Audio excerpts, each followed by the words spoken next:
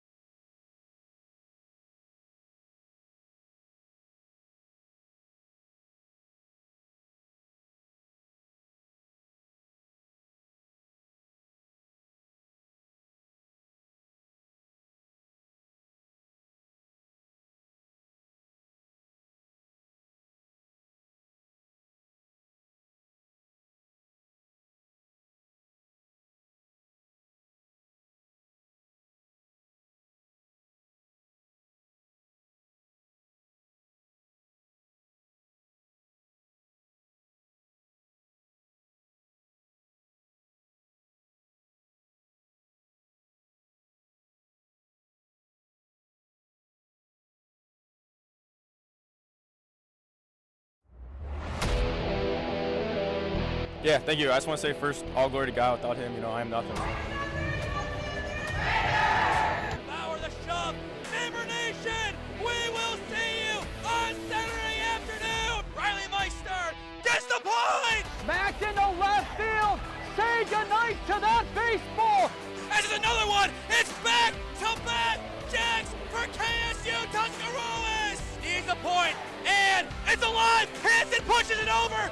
Unbelievable. We play on. It's blocked. We're tied. We're tied. Unbelievable. Not to be outdone, one final matchup today at Thurman Munson Stadium in Canton. The Stark County Terriers, they are already in the championship game. Who will join them? Will it be the 2-1 Brooklyn Grays or the 12-7-3 Mountaineer Lumber Company? As you are watching the 2026 NABF Collegiate World Series on SmeeSports. Hello, friends. Nathan Smee and Matt Toth on the call for you tonight, live from beautiful Thurman Munson Memorial Stadium. Chris will chip in from time to time, but I think he wants to take in a couple of his now former fellow Purple Raiders and now once again actual Purple Raiders as he comes back. But Luke Ickes and Jacoby Engelhardt playing for the Mountaineer Lumber Company. He wants to see that, but for us, we want to see a great baseball game played by both these teams. Yeah, absolutely. Thanks for having me on tonight. Bit of a interesting one since I was not planning on being here, but, needed to get some Smee action in since I haven't seen you in so long. Yeah, it's been way too long. We were supposed to do intros. Unfortunately, we do not have a lineup card for the Brooklyn Grays. They said they were sending it up, and we don't have it. We have the Mountaineer Lumber Company, so once again, shout out to Jason Cottrell for being great with his lineup card. I think we're getting it now, but it's too late for intros. We're going to guess who's who. We do apologize. It's unfortunate. We wish we could have done the intros in stadium, but unfortunately it didn't work out. We will make sure tomorrow that they have their card in well before this if they are in the championship. But Matt, you've seen a couple of these guys play, especially Luke Ickes in the leadoff spot. What does he have to do amid the pressure of this semifinal as the Lumber Company looks to make it to back-to-back championship games in the NABF World Series? Realistically, I think it's just getting the bat started. You don't need to do anything really crazy, but just get a base hit. Just kind of get those bats started, getting your offense rolling. That's, I think, the most important thing for him. Okay, we do have a lineup card here. And a good start. I don't know. Okay, there it is. Naziah Rose is the pitcher. We do have that intel. So I guess that's a start. We're going to go through this and figure out who's who during the break. But for the Mountaineer Lumber Company, it is Luke Ickes in the leadoff spot. A really good season for Mount Union. Some All-OAC honors over the past couple of seasons for him. Time locally, 8:43 p.m. Our final game. It's underway with a ball. If the Mountaineer Lumber Company wins, Matt, a rematch of last year's championship game. I'm excited if that happens. We saw the Terriers earlier. They dominated in the end 14-4. But this MLC team, just as good, if not better. The depth is with the Terriers, but the power, it might be with these guys. The 1-0 taken high for ball 2. Yeah, and I'm absolutely loving their uniforms. The sleeveless jerseys, I think, are incredible, to be honest with you. They're the best uniforms in this tournament by far, in my opinion. I could be proven wrong, but I doubt it. As of right now, I am in agreement with that statement. The 2-0 wide for ball 3. And looking at this lineup card, it's a lot of the familiar faces that we saw in the last game for them. But a couple of their key players did come back into the starting lineup. As Chris and I touched on quite a bit, it was a rotated team that took on and lost to Travelers 12-4. The 3-0 taken for a strike. First strike of the game. And for Naziah Rosa, he needed that one. So there we go. Once again, still trying to figure out who's who as this game goes on. So we do apologize to our Grays fans. The 3-1 misses wide for ball 4. It's a leadoff walk for Luke Ickes. I think, like I said, big thing for him was getting on base. I said hit, but a walk is acceptable if you're him, you know? It gets the job done. We've talked about it quite a bit today. Base runners, no matter how they get on, are what's important. There's no distinction between a drop third strike that you reach on, hard hit single, hit by pitch. There's no distinction other than in your overall average. But does it matter in a championship setting? No. You're fighting for your team, not your own stats. And if you're fighting for just your own stats, you're in the wrong game. Yeah, absolutely. You're fighting for the other guys out there in your team in general. And that's the most important part. That's what's special about this MLC team. A couple of Mount guys on this group being coached by a former Mount Union Purple Raider in Jason Cottrell. And a lot of Revere guys have gone through this program too, as it's Cottrell and Waidu, the coaching tandem over at Revere as things stand. This one knocked down over at third base, and the throw to first won't happen. An infield base hit for Will Tagan, the walk-off hero from Thursday nights. Yeah, it's kind of just an unfortunate bounce off his glove there to not really kind of reel it in, because he would have made the play there potentially. It wasn't a bad attempt at all from Cruz. No, absolutely not. So 2 on, none down for Braden Clark. He has been the RBI guy, at least early on in games this campaign/tournament for the Mountaineer Lumber Company. You can kind of view this as a new season. For the all-tournament team, it's only games in this tournament that matter. Anything you did in the WRCL in the case of this Mountaineer Lumber Company or anything back home in Brooklyn for the Grays doesn't matter for the awards. But a good game earlier in the second inning. Up 5, and then the wheels kind of came off. Jasper ended up winning it. Unfortunately, they're on the way back home. An emotional team leaving, but they did their state proud. This one fouled on back. Count now sits at 1 ball, 1 strike. But I know Chris and I did get to catch up with their coach/manager leaving. He was emotional, but he was very proud of what his guys did. As they should be. I mean, you saw it. They fought with heart, especially in that first inning. That was before you got here, but domination from them in that first. And then Ty Dennison settled down, and the rest was history. The 1-1 fouled back again by Clark, the rising senior out of Tiffin by way of Akron Coventry High School. Not too far away from Coventry Township, maybe 25 minutes up 77. And for you, I'm sure probably 15, 20. Oh, yeah, it's very close to home. Count sits at 1-2. Rosa looking for his first out of the game, and with it, potentially his first strikeouts. He'll have to wait.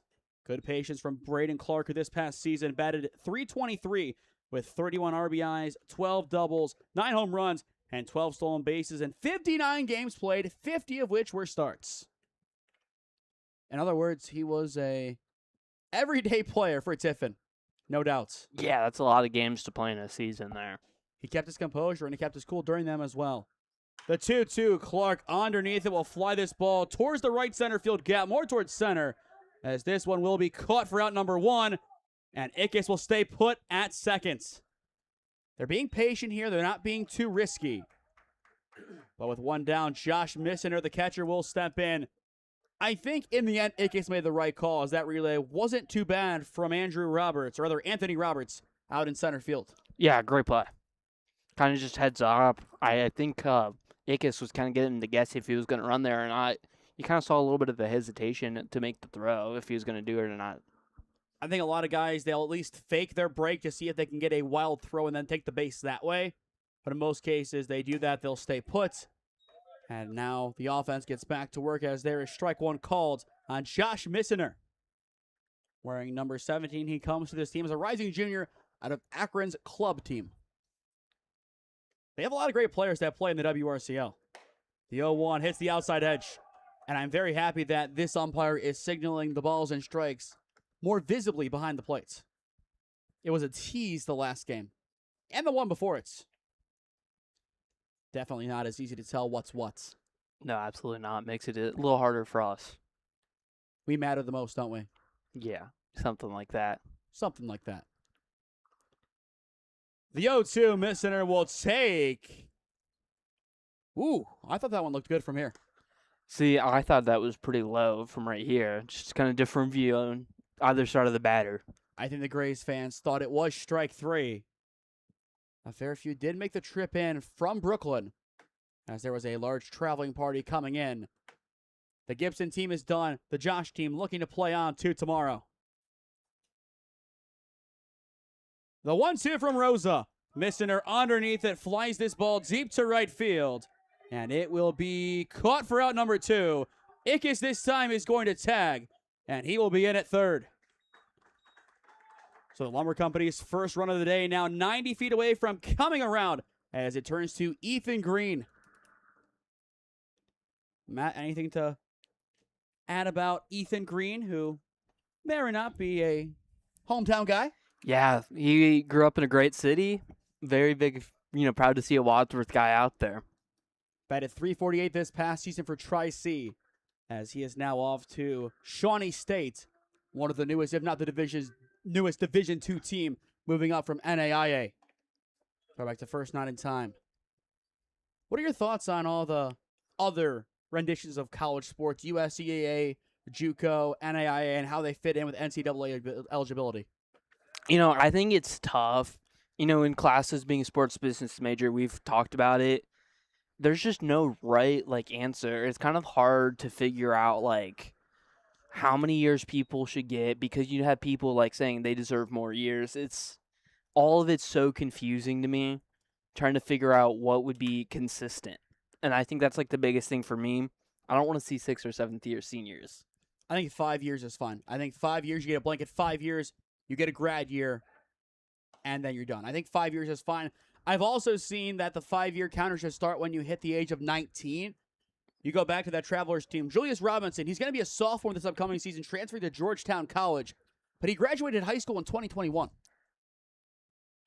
Yeah. I think it's crazy considering I'm going to be a senior, and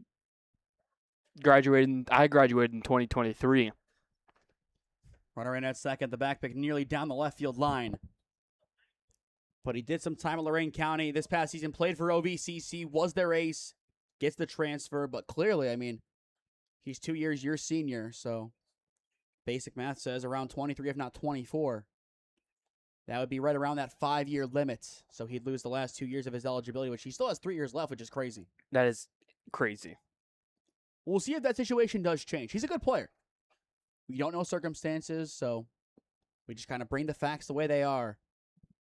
But it's always worth noting and looking at those. Now, one gap year like in Aaron Wychuck of the B2 Bulls' case, that's one thing. Took 1 year off, now is going to Lakeland to play baseball.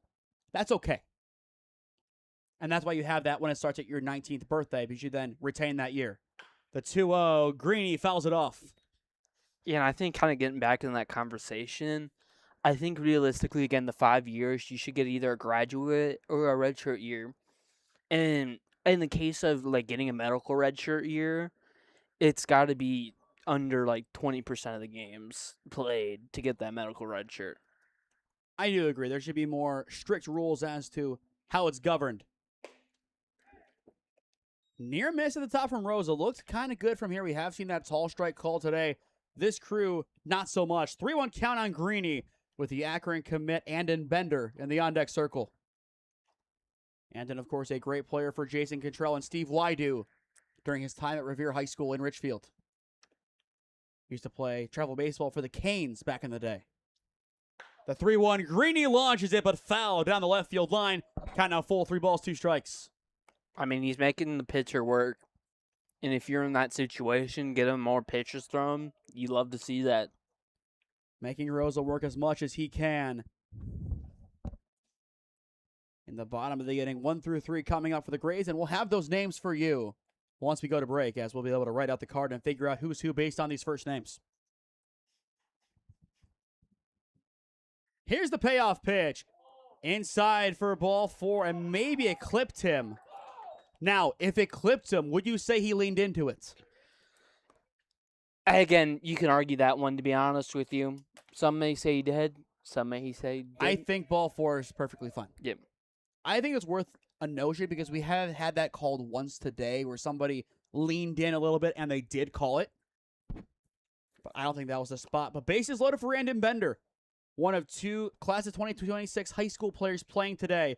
Both in the middle infield. It's Bender, and then in the 9th spot, Grayson Bischoff, the former state champion out of Kenston. Bender fouls this one off, but a really good season at Revere to round out his high school career. 400 average, 24 RBIs, and 28 games played for the Minutemen. But of course, when you talk about Revere, you cannot fail to mention how good they are in one sport, Matt. And what sport is that? It's a Kimmy one. Come on. To be honest, I'm not too sure. I just think about soccer with Revere. Exactly. That's the sport you can't fail to mention, as that fielder's choice ends the inning. No damage done by the Lumber Company, but they do load the bases in the top of the first, middle of 1 at Thurman Munson Memorial Stadium. We're scoreless on SmeeSports. Experiencing pain of any kind? Call a timeout and stop by the Healthiest You Chiropractic Center. There, Dr. Max or Dr. Stephanie will provide a top-tier adjustment. Then you'll unwind in their therapy room. Visit their website at www.thychiro.com or call 440-238-3338 and book an appointment today. The Healthiest You Chiropractic Center, keeping Strongsville pain-free since 2013.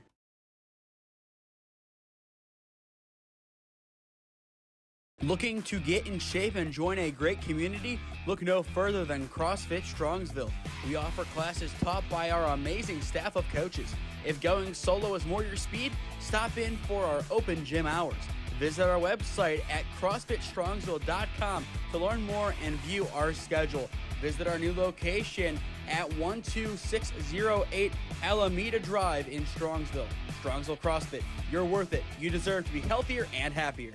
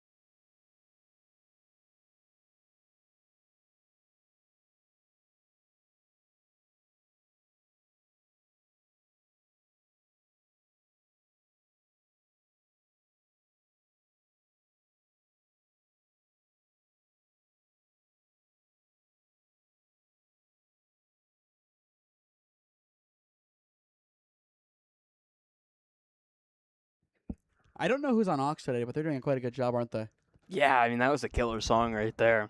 We've only heard it 5 times today because I used the same 1-2 for each half inning. I keep it fair. Fair. I'll throw in Gasolina on occasion, but I was going to for the say, most that's part, the only yeah. thing I need to hear is Gasolina still. We do Hell's Bells to begin the game, and then we go to Blind, which is a great song, of course, popularized in baseball by Padres standout closer Mason Miller. Looks like some kind of arm guard got chucked. I thought that was a bird because we've seen so many around here today. I was a little concerned that Randy Johnson was here. That's a pool. It is bottom of 1, scoreless here on SmeeSports. First pitch, whoa, well inside from Jacoby Engelhard.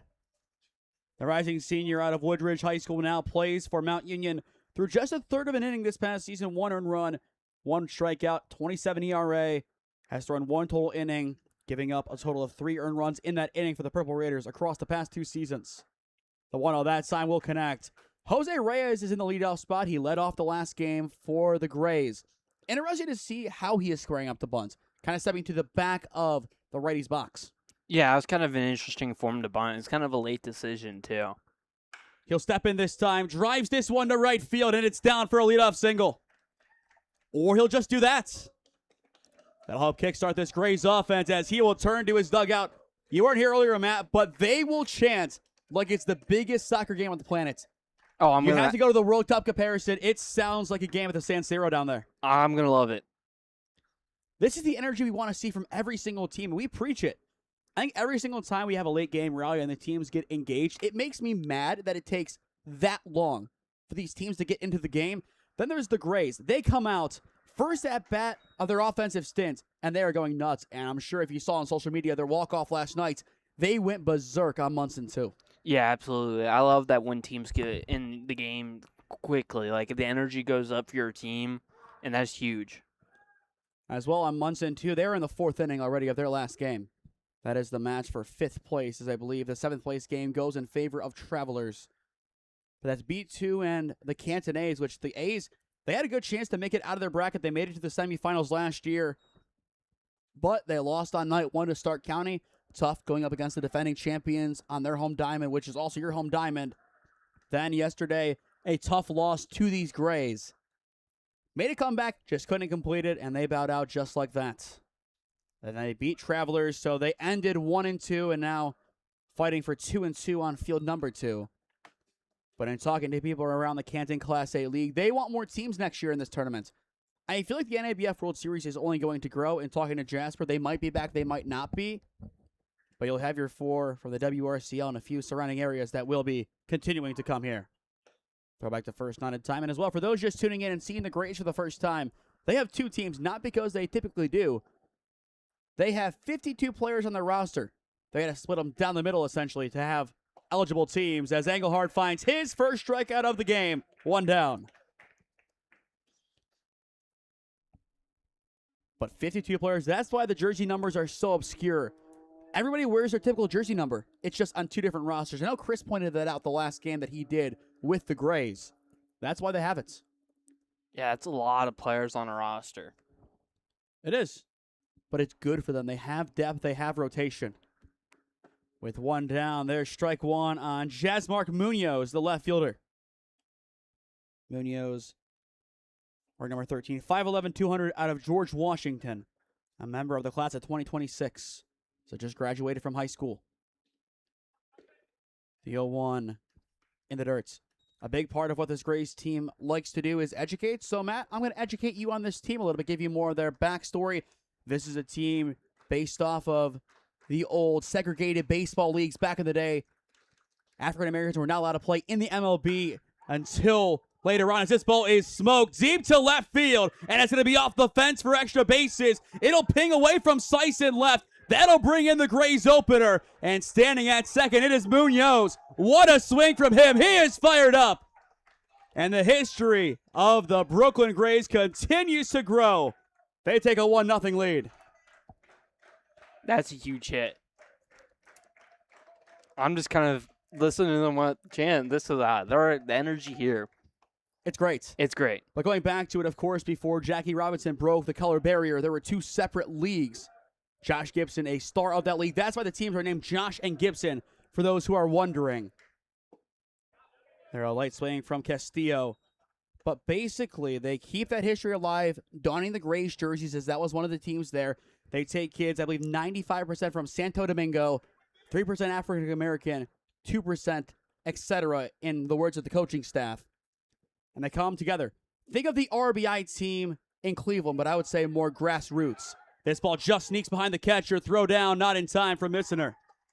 So now that'll put Munoz at third. But it's grassroots baseball, essentially. They take the inner city of Brooklyn. They all go play ball together. They even said this is probably the nicest field they've played on all season. I think this may be the first time they're playing on turf as well all season. But they go and keep that history alive. They want these athletes to be good, yes. But their goal is college placement, as that'll ping off of Castillo. The thing they're most proud of is not just their history, success rate in college placement for their players. Yeah, that's incredible. Getting these kids an opportunity to play ball in college for anybody. Getting 100%, though, is incredible. And even in talking to some of the people, they're like, they don't know who Thurman Munson is. Our goal is to educate them. Of course, Thurman Munson, he did a lot of good things. Unfortunately, passed away at a very young age, but big in this area, big for the Yankees, big overall. Just a key guy, but education's key. And the first guy that I thought of when hearing this explanation and comparing it to basketball, Sonny Johnson and what he has done at Garfield, and even Michi, education comes first. Yeah, absolutely. I mean, that's a big thing. At some point, you're going to stop playing sports, but you'll always have your education past that. The 0-1, a nice block from Missener. And then some people make the noble decision to go into education. I believe part of your major is education. I believe minoring, correct, Matt? I'm not education. I'm partially something. leadership. Leadership, close enough. There you go. Now, I have taken a whole education class. Okay, but still, you get the point there. Not easy to do. I know Eliza next to me. OT is more what you want to do, but you're going to be student teaching this coming year. It's not easy. I don't need to tell you that it's not easy. I'm sure you already knew that one, but educating, it's key all the way around. Count 1-2 on Zaire Roberts. And he will swing and miss. 2 down. Began the first game today with a home run. This time he goes down swinging. But a fun night at Thurman Munson Memorial Stadium. We've been talking about this game under the lights since what time, guys? Probably 3 o'clock with Chris. Here we are finally, 9:05 p.m. The lights are on. It's perfectly cascading down on this beautiful diamond. A diamond that I never had the chance to play on, but I wish I did under these lights. Yeah, absolutely. It's a beautiful setting. Both fields are quite fantastically nice. The only field I've ever had the pleasure of playing under the lights on that's a fortress like this, the Pipe Yard back when it was dirt. A famous win for the Stingrays over T3 back in 2022. An upset that we had no business making. Of course, T3, one of the big organizations out of Avon. Just the wee little Stingrays. The only team left of that organization because every other team folded. And it's a famous night over one of our best players from the year before who left the program. And we got to beat him on his own turf. The 1-1 inside for ball 2. But these are the memories that you'll take with you.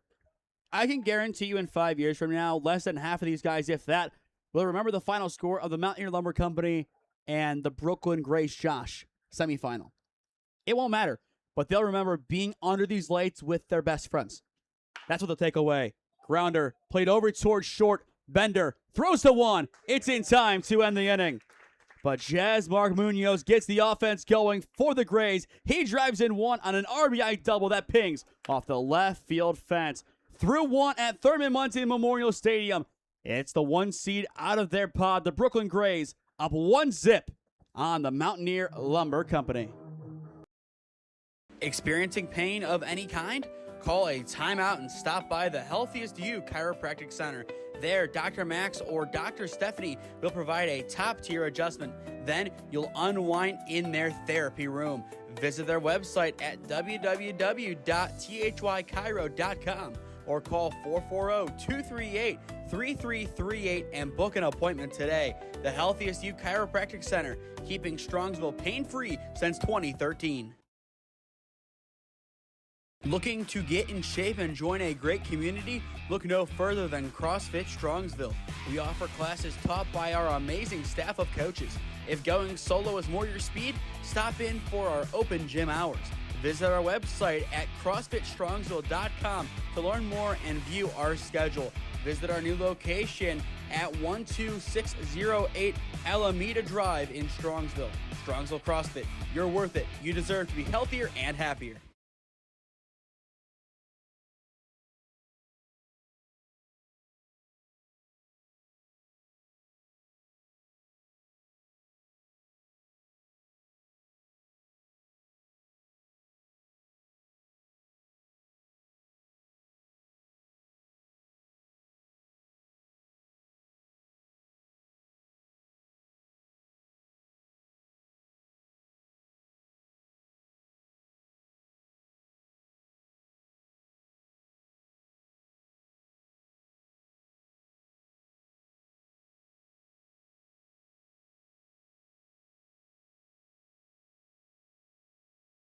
Through one at Thurman Munson Memorial Stadium. It is the Brooklyn Grays up 1-0 on the Mountaineer Lumber Company. The winner of this game takes on the Stark County Terriers, a 14-4 win in the game just before this. Again, I'm Nathan Smee, alongside me tonight, Matt Toth, as you are watching the NABF Collegiate World Series on SmeeSports in partnership with the WRCL.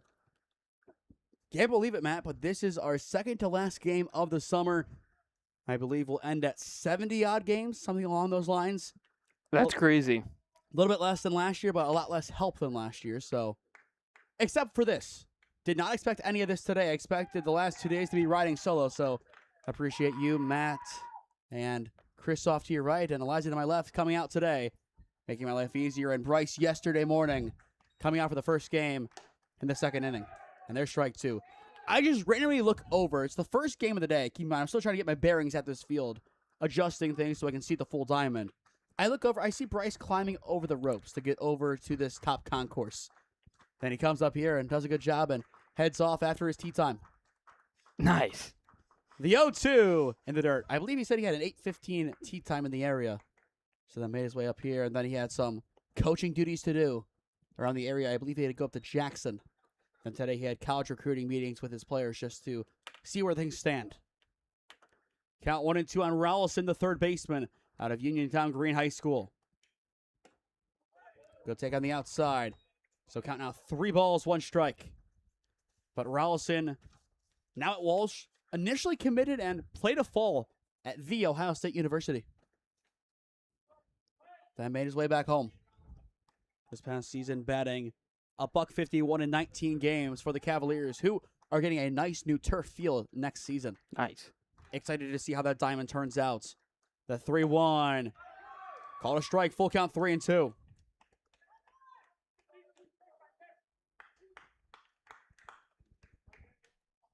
Well, more information on that turf here in a second, just because I want to keep mentioning it. Because of so many great players from Walsh on these rosters. I want to make sure I have my facts correct. Probably a helpful thing, isn't it? Yeah. 3 balls, 2 strikes, long pause, payoff pitch. It's in the dirt for ball 4. Rollison will take first. Second walk surrendered by Naziah Rosa.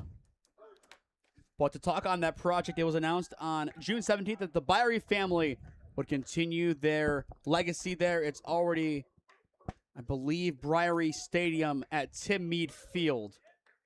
Yes, they're getting new turf, updating scoreboard, net improvements, batting cages, making improvements to the press box. I believe over $1 million improvement, including new turf, which for those who played at that field, it's not the nicest. It's an old press box. I don't hate it there because their Ethernet is one of the fastest speeds that I've ever seen for a broadcast, especially outside. So I do enjoy that aspect of that box, but otherwise it's very dusty. Line drive into right field from Slice. He gets another one to drop in there perfectly. So back-to-back runners on. Now going to third base. That'll be Rollison, and he is in there. But Jeff Slice continues his great World Series. That'll bring up Grayson Bischoff. But all things considered at Walsh, going back to finish that thought. Excited to see that field, and you bet we will be there at least a few times next summer to tour the facilities to see how nice it looks, and of course, to show it with the broadcast cameras. There you go. And North Canton is just a little bit closer than here at Munson by a few exits, but still a little bit closer. Now it turns to Bischoff, the former state champion at Kenston. This past season, a solid campaign for him, batting .391. So the two guys who were playing high school baseball this year batted .391 in Bischoff's case and .400 in Bender's case. Bischoff played 25 games, Bender played 28. So pick your poison. Yeah, those are two incredible seasons there, hitting-wise. They're leaders. Swing and a miss on the 1-0. And they are the middle infield today for the Mountaineer Lumber Company.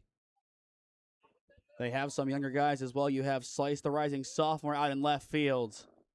And you have some experience in Engelhard, the senior pitching, Clark at first base. It's a good balance. And, of course, Ickes in center. Throw back to first, not in time.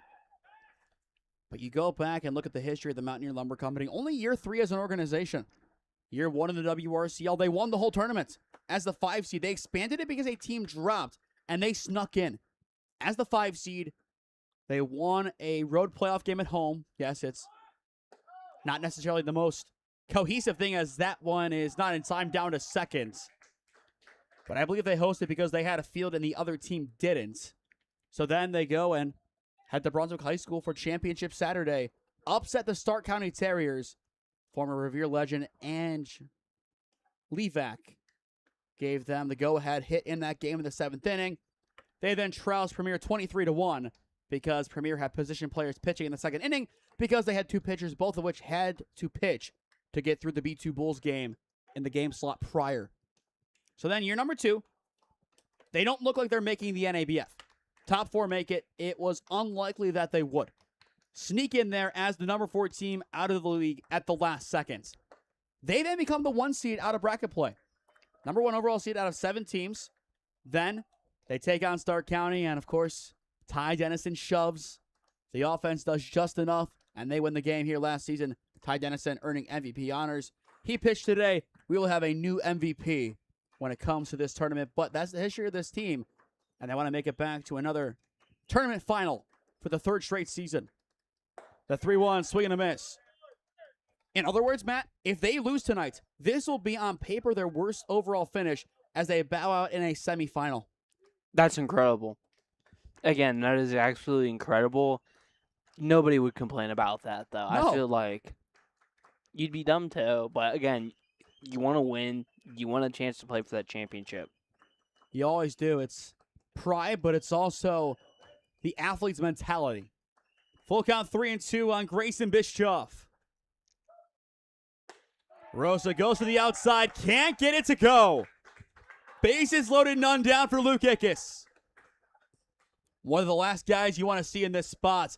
The Grays aren't happy with that call, and I think looking at that one, Matt, there is reason for them not to be too pleased. It was closed. Closed, man.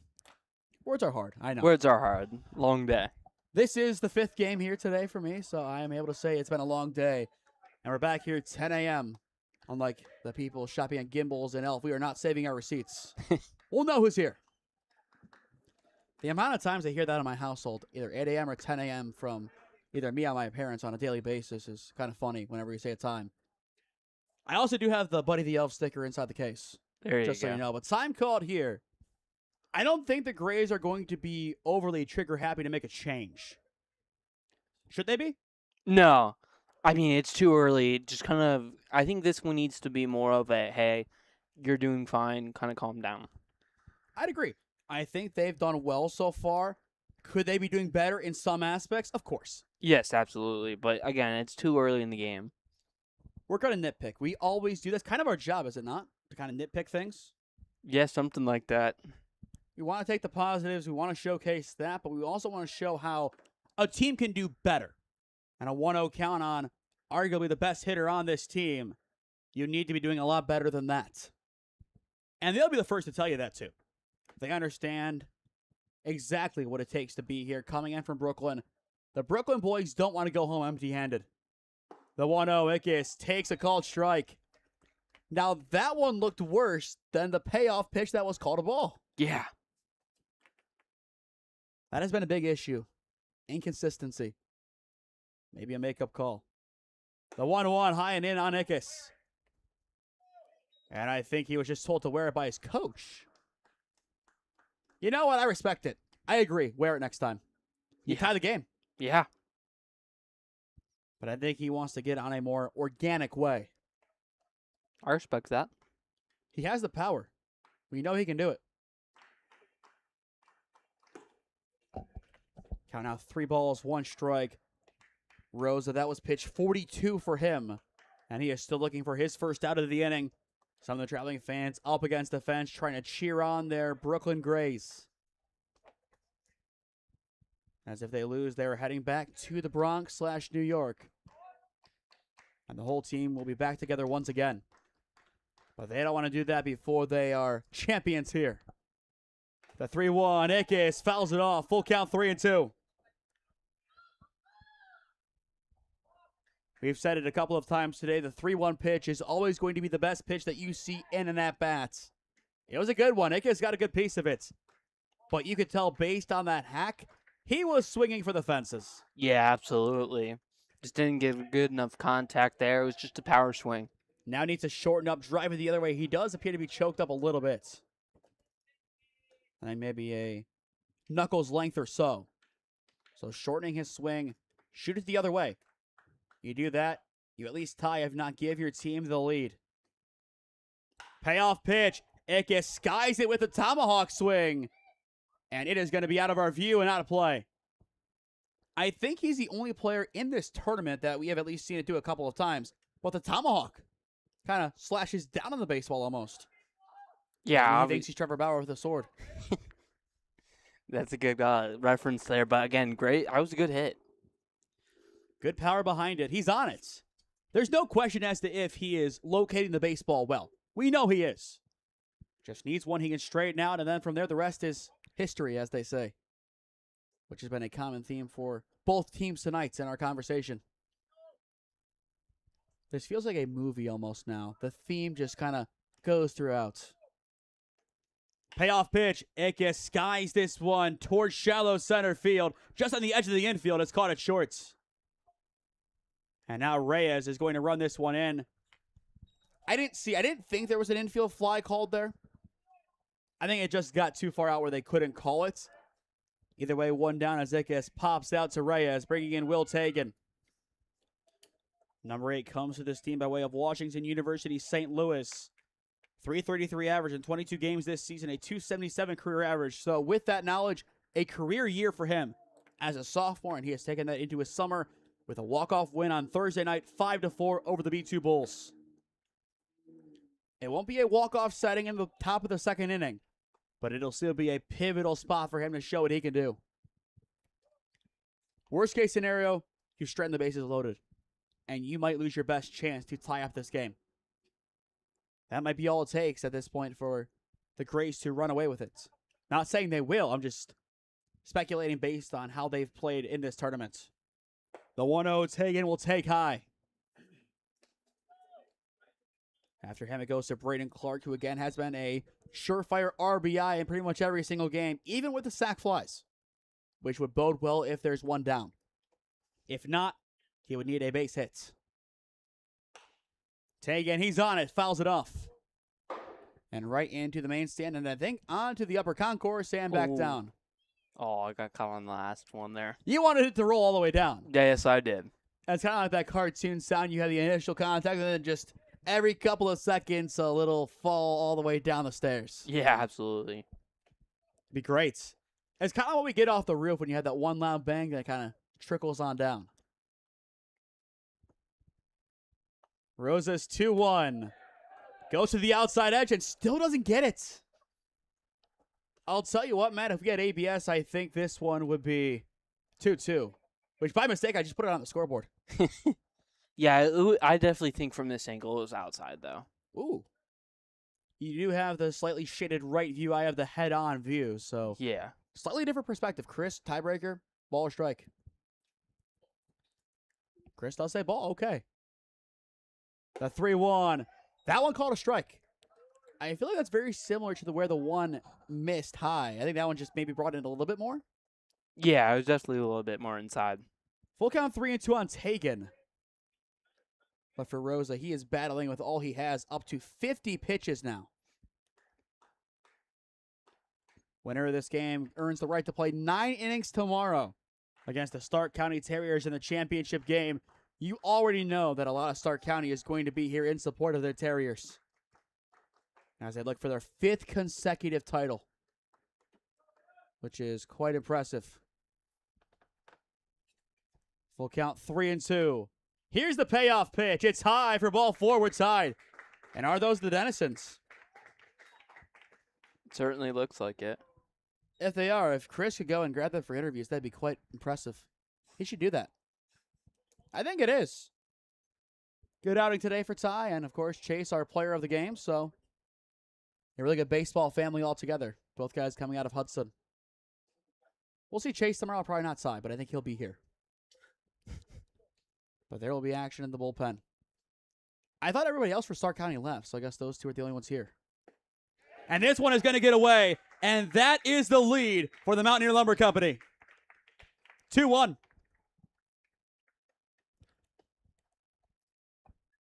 Quick escalation. Yeah. And I think this is where the Grays' frustration could really show. Yeah, I mean, action in the pen, so we'll see. this is where you kind of just need to go out again, just say calm down to your team. Don't let that frustration get to you and make stupid little mistakes. Little mistakes can easily snowball in a pivotal setting like this. And both sides understand that well. Rosa's 1-0, taken high. Count out 2 balls, no strikes. 2 hits so far today. Tegan and Seiss with the damage for the Mountaineer Lumber Company as well. In terms of pitching, they have Matt McGeorge and I believe technically still Luke Ickes. So 3 guys here who can pitch, one of which already on the mound. If they do need to go to their pen, I believe Matt McGeorge is the first name out. Clark flies this one foul. And it is caught. Did he make that catch? I think he did and left. The runner tags up. Is he safe at third? Wow. No. I think it's a double play to end the inning. And the run, I believe, scores? So a confusing one. I believe it is going to be 3-1. But I didn't think there was any chance that he was going to get that ball. He does. Runner safe. 3-1. Mountaineer, middle of 2. Experiencing pain of any kind? Call a timeout and stop by the Healthiest You Chiropractic Center. There, Dr. Max or Dr. Stephanie will provide a top-tier adjustment. Then you'll unwind in their therapy room.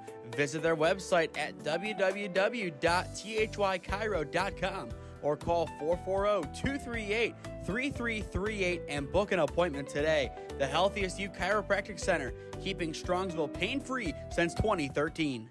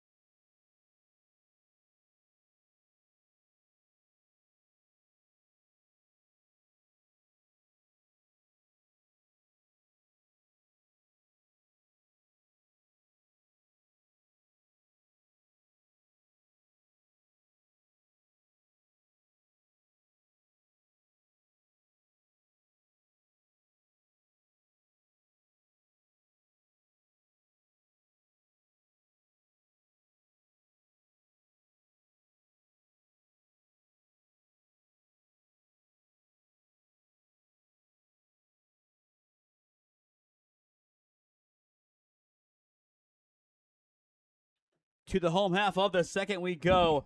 3-1 score. It is a good start to this game after a rocky one for the Mountaineer Lumber Company. But how quick a game can change. We saw how strong the Grays were. They were looking unstoppable in the first, with especially that double from Jasmar Munoz. Since then, 3-run score, some mistakes for the Grays. They need to get back to their best offensively, though. The best way to respond after giving up some runs is to do the same exact thing. Yeah. I mean, you had a little kind of ended the ending with a little bit of frustration in there. Take it out with the bats. And I think Engelhard nearly took it out on Wadi Oria. Well inside, count 1-1 on Ozaria. Excited to see, though, how this one ends up finishing. Ozaria down the right field line, and that one is going to go fair. This will be extra bases for Ozariza. He'll dive into second, and he's in with a lead-off double. Just as soon as you think they go quiet, they erupt once again. The cheers are back. Just take it in. Yeah. Again, you had all that frustration. You just got a double. The mood changes completely. I mean, you want to see that if you're the Grays. Exactly what the doctor ordered for them. They just need to keep it going. And a lot of that goes down to Ozaria's beautiful swing. So now Pasquale steps in. He'll chase outside. A late scrap off of the Gibson team put on the Josh group, and I'm sure, based on records, he is quite happy with where he is. 2-1 versus 0-4. I do believe they lost that game to Travelers. I will check in a second to confirm. They did. We're getting confirmation of that behind us. Ooh. Did that one hit him? Yes. And he is going to go down. That's a scary one right there, as we'll take our camera off that and kind of put it over here on Thurman Munson. That's a scary one right there. Yeah. Kind of just stumbled out of it. I mean, he is staying down. We'll step aside real quick and check on him in a minute. Experiencing pain of any kind? Call a timeout and stop by the Healthiest You Chiropractic Center. There, Dr. Max or Dr. Stephanie will provide a top-tier adjustment. Then you'll unwind in their therapy room. Visit their website at www.thychiro.com or call 440-238-3338 and book an appointment today. The Healthiest You Chiropractic Center, keeping Strongsville pain-free since 2013. Well, I'll tell you what, Roberto Pasquale appears to be okay as he got up with some help and then sprinted down the first base line. Yeah. That's a good kind of get back there to get up, just sprint down. But, of course, we typically, with injuries, do take it off the screen. Fly ball sent to right field and caught. They have a chance to double up at second base, and they will not. Just in front of it. Bender was close, but one down. A great throw in, though, from Tegan. That'll keep 2 runners, both on at first and second for Jose Reyes, the first base, or shortstop, who singled his first time up. Jose Reyes, though, I go back and think of the Blue Jays in the 2010s with that name. Former Met as well. Great player, Jose Reyes, and now he gets serenaded with the Jose chants.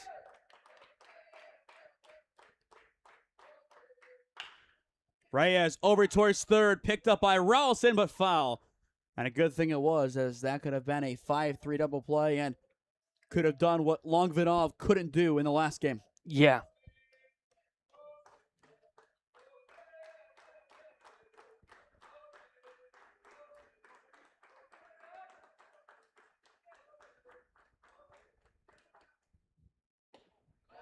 That one there for a strike, but it's just perfect. Yeah, I mean, that was a great, got it inside there. I just love the chanting. It keeps his team in the game. Where is this from other teams? Yeah, I'm not focusing on anything else but the chanting. The energy is absolutely fantastic. But Engelhard gets one back, swing and a miss. 3 strikeouts today for Jacoby, 2 down. So now it turns to Anthony Roberts, the center fielder. He's 0 for 1 today.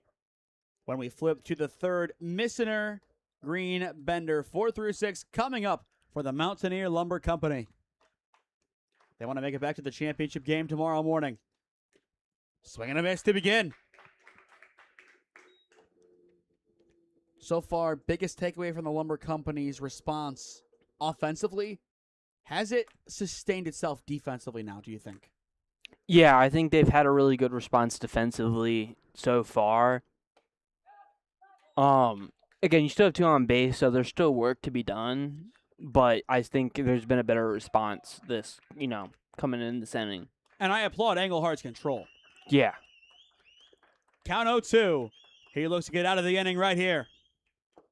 And he will do just that. It's caught on the tip to end the inning.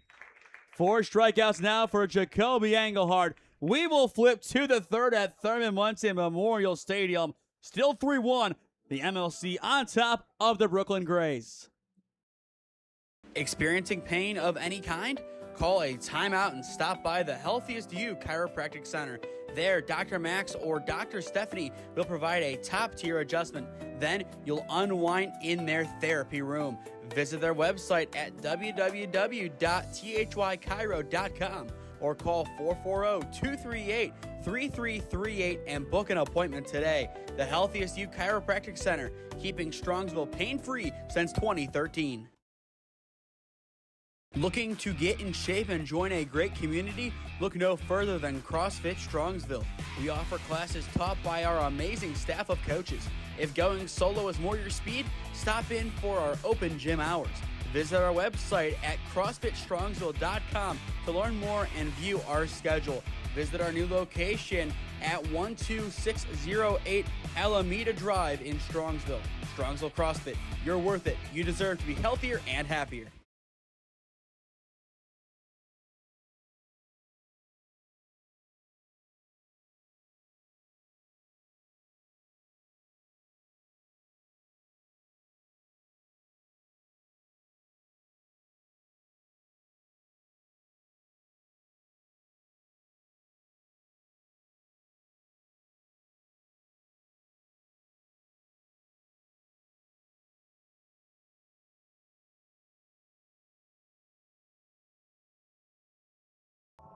Two innings complete here at Thurman Munson Memorial Stadium.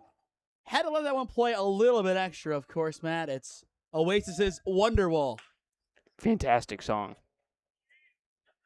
Do you think England revived the song almost? It never left. Never left. I like it. Top of 3, 3-1. And again, the chanting. Those fans, they traveled well. They might not be the most of them, but it feels like they're filling that half of the stadium. Yeah, again, the energy is fantastic. 2 strike counts on Missener. And he will drill this one into left field for a base hit. Josh Missener begins the inning, and I think the energy is being reciprocated now by the Mountaineer Lumber Company. If one team brings the energy, you have to match it. Absolutely. If this is how it goes, back and forth, just each team yelling and yelling, let's do it. Yeah. That's baseball at its finest. So after that single, it turns to Ethan Green, once again out of the great city of Wadsworth, Ohio. Greeny begins by swinging and missing. And the cheers now come from the right opposed to the left. Over on field 2, 3-0 in their second game. They're about done. We are nowhere near. The 0-1 off the plate. It's Canton winning that game over there. No surprise. Initially, I expected the A's to be in the Final Four. I thought they had enough because they were there in the Final 3 last year. But a couple of games didn't go their way, and they got knocked out. The 1-1, swing and a miss.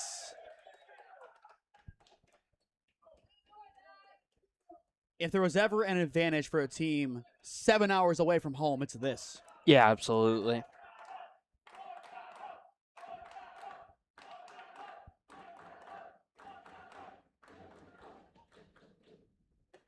It just tells the story, doesn't it? One down with the serenation as well. Don't think Greeny's too happy with that one, but Naziah Rosa gets his strikeouts. At long last, his first is on the board. So now it turns over to Andon Bender. A fielder's choice, his first time up. First pitch inside to Bender. We've kind of mentioned it a few times. The all-tournament team, it is coming. We're going to have a talk about it tonight, kind of figure things out. And then tomorrow, we know kind of the numbers that we're looking for to announce the team after the championship game. And then with it, our batting champ and MVP. The 1-0 high for ball 2. Last year, I think Braden Broom was our batting champ. I think it was him because that was his last game and he got the award, I'm pretty sure. Or was it Kelliker? It was either him or Kelliker. No, I think Kelliker got it. And then Ty Dennison, of course, won MVP. The 2-0 taken for a strike. But this year, I'll have more of a say as opposed to last year, we did 6 games. This year, we did 12. Every single game inside of Munson Stadium. It's been a grind, though. It's been a grind, but it's been more than worth it. It's been very fulfilling, I'll say that. Great way to close out the season. The 2-1, swing and a miss. A little light tip from Bender, but nothing crazy. For Rosa, up to 65 pitches on the night. And he continues to get that serenation.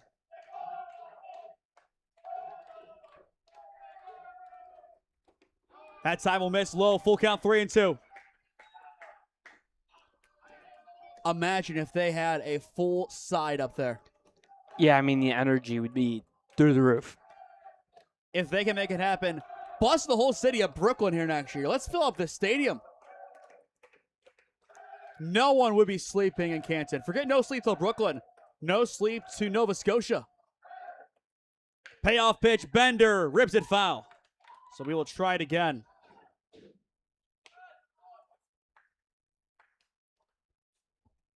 There's so much passion. That's what baseball's about. And it goes back to the grassroots nature of this team.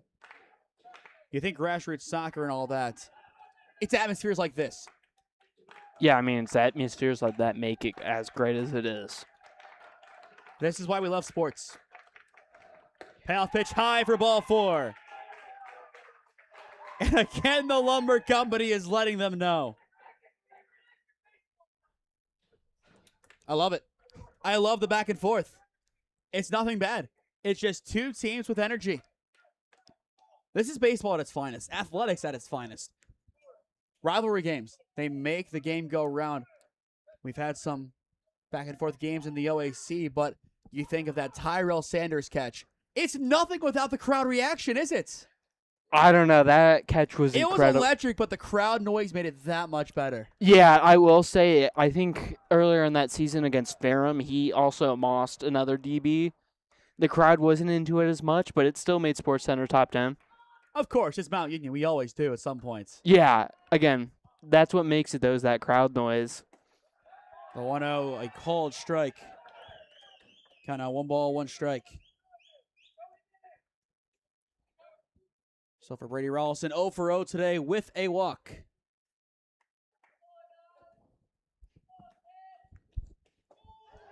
That one called to the bottom of the zone. Count out 1 ball and 2 strikes.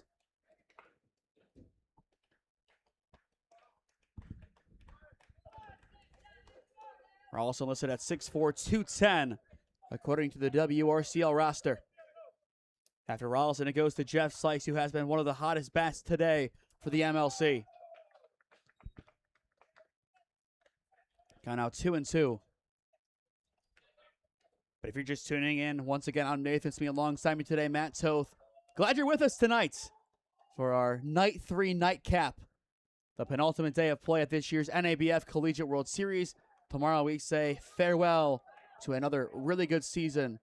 The NABF, though, they have tournaments through next week, I believe, as shout out to our local team, the Cleveland Marlins, who play out of Strongsville's Fultz Park. They make it to, I believe, the Unlimited Major Division's next round after winning their tournament in Youngstown today.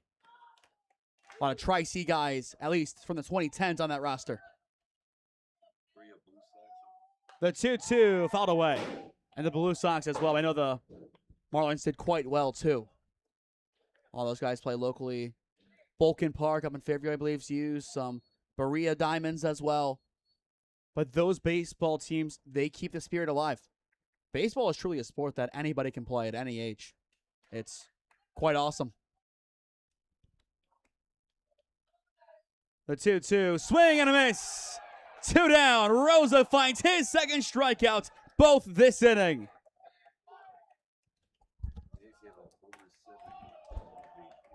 An over 70?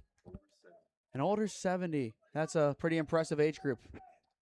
And I'll tell you what, Matt, at my Uncle Pete's funeral this past January, I got to see all the pictures of him at fantasy camp with the Indians from the 90s. It's impressive to see. Had opportunities with some minor league ball clubs right in and around World War II. Was a really good player. And at fantasy camp was able to get a foul ball off of Bob Feller, and Bob decided, yeah, no, I'm not pitching to you anymore. But I'll show you during the break. I have the photo. I kind of took a picture of it at the funeral just to have that memory of my great uncle.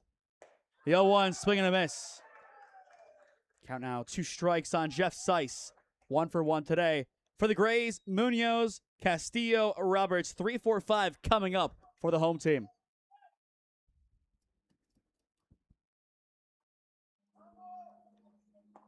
Swing and a miss. Count now 1-2. 77 pitches in. This will be number 78 for Naziah Rosa.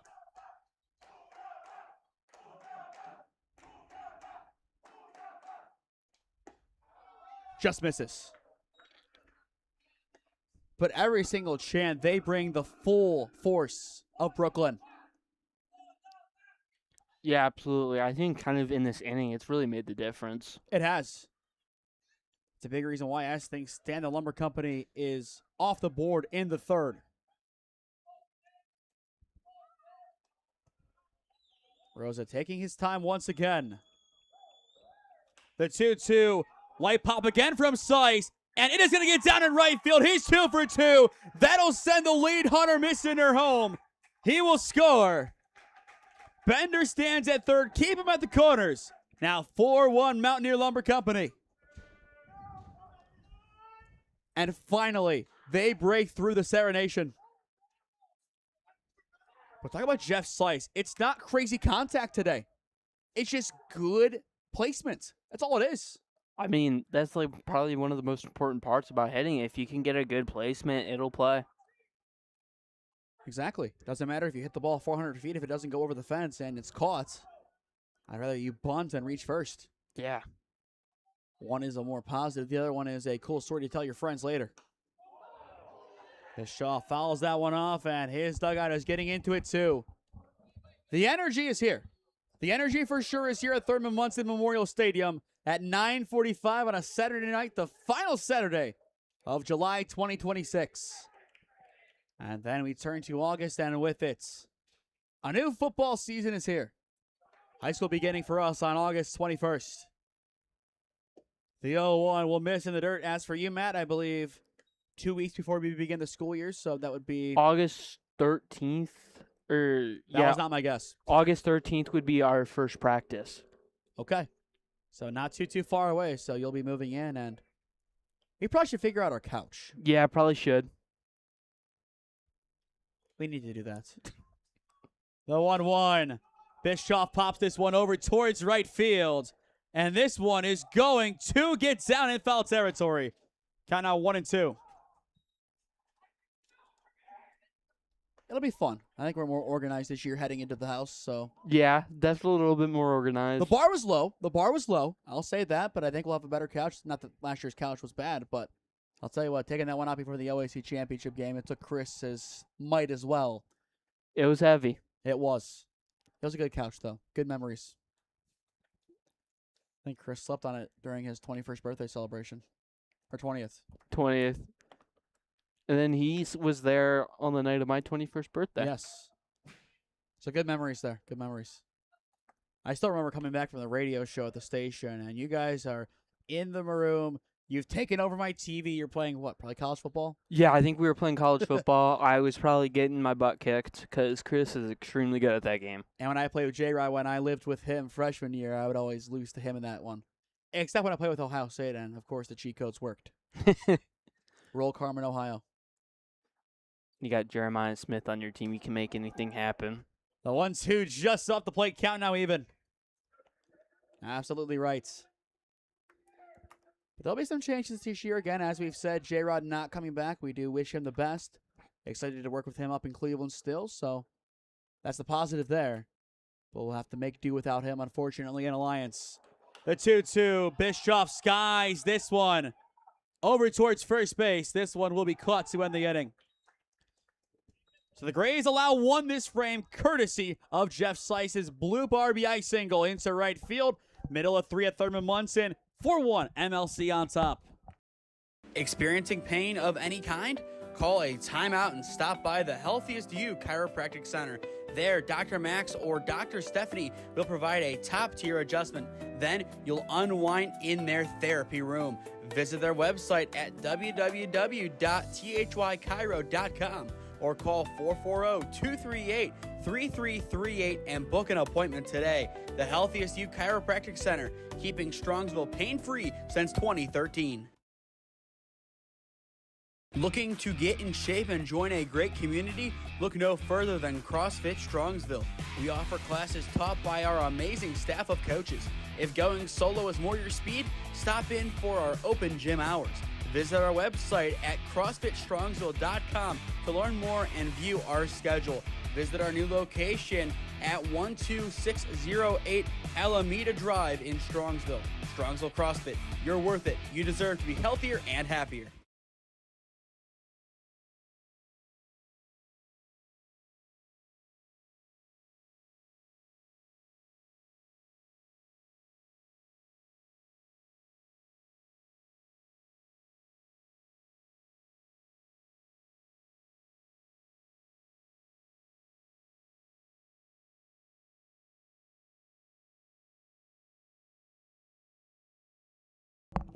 A little past our bedtimes here at Thurman Munson Memorial Stadium, isn't it? Yes, sir, it is. I think yesterday we were closing up the broadcast at this point for the 5th and final game. Instead, bottom of the 3rd inning, we ran late thanks to a pool play game that had no meaning on the bracket, going 2 hours and 30 minutes. The Brooklyn Grays were in that game. They were not on the good end of that matchup, unfortunately, losing to Travelers. It was an interesting matchup, though. Of course, 3-0 early. Zaire Roberts had that perfect home run over the left field fence. Didn't matter in the end. The Travelers got their first win at this World Series, and then their second over the other Grays team in the match for 7th place. The 0-1 wave and miss from Jasmark Munoz. I pointed it out yesterday, and even with that swing earlier, I think it makes sense. I look down, I see Ronald Acuna Jr., at least frame-wise. Yeah. To me, it makes sense. Might be a big inspiration for him. But that kind of swing it might be. And I think that'll get the juices flowing once again for the Brooklyn Grays. As it should. And if you're in the other dugout, you just woke up because the ball's coming at you. They're catching some Z's. Not anymore. 4 strikeouts so far today for Engelhard. Going for his 5th. Thought he had it. Count out 1 ball, 2 strikes. But he does have back-to-back Reyes and Roberts to end the last inning. Now the 1-2. He will foul it off. But Munoz's double was perfect. Smacked it right off the left field wall. Able to drive in Reyes, who singled to begin that inning. Point is, leadoff batter needs to get on. It has twice today in this game for the Grays. They just couldn't capitalize the last time around. They need to change that here, or at least make it happen a 3rd time and see where the wind blows. The 1-2, it's a drop 3rd strike. He can still be on here. Throw to first. It's wide, and it's down the right field line. Munoz is off to 2nd. He's going to touch and go. He wants 3rd. The 1st inning began with a runner at 1st. The 2nd, a runner at 2nd. The 3rd, a runner at, you guessed it, 3rd base. I didn't expect that, to be honest with you. That'll be scored, a strikeout and a 3-base error on Missner, the catcher. He turned the corner like Captain Jack Sparrow, and then he got his stride once again, making his way around the corner.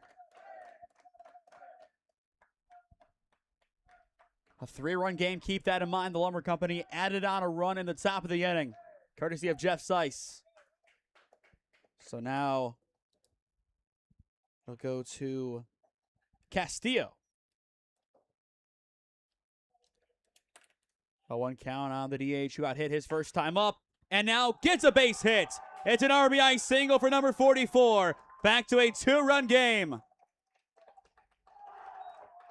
And he lets them know at first. The energy is going to keep them in this game, Matt. You can never count this team out. No, again, I think the energy for them is going to be the difference maker in the end. That keeps them in this game. If the bats can stay hot, the energy can stay high, they can do numbers. Yesterday, we learned, okay, there is a clear top 4 in this tournament. All 4 teams have played well. Sharp grounder towards second. They'll flip to short for 1. Ralston's return in time. So 2 outs just like that on the board for the Mountaineer Lumber Company defense. 4-6-3 double play. That'll take some wind out of the sails, though. Yeah, absolutely. Again, they had some good momentum flowing, but that takes some wind out of the sails. And I'm impressed with how well the Lumber Company has played. They lost their first game today. Keep that in mind. They lost a tight matchup to the Jasper Reds. 9-6, I believe, the final in that one. They were up 5-0 to begin that game. Just couldn't hang on. Sloan pitched maybe an inning too long. Great pitcher against sub-3 ERA. Great pitcher for Ben Shepard at St. V's. Great pitcher for Slippery Rock as a freshman. Just lost it at the end as he reached the 80s. Engelhardt's 0-1. Swing and a miss. But for Jacoby, as things stand, I believe around 44 pitches as Game Changer is a few at-bats behind.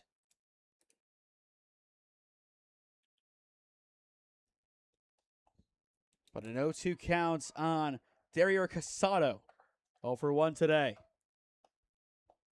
And now I believe Game Changer is catching up. The 0-2, he did go. There's the tag, and there's the inning. 6 strikeouts so far for Jacoby Engelhardt, but 1 run comes back for the Grays. Through 3, 4-2, the Mountaineer Lumber Company on top of the Brooklyn Grays. Experiencing pain of any kind? Call a timeout and stop by the Healthiest You Chiropractic Center.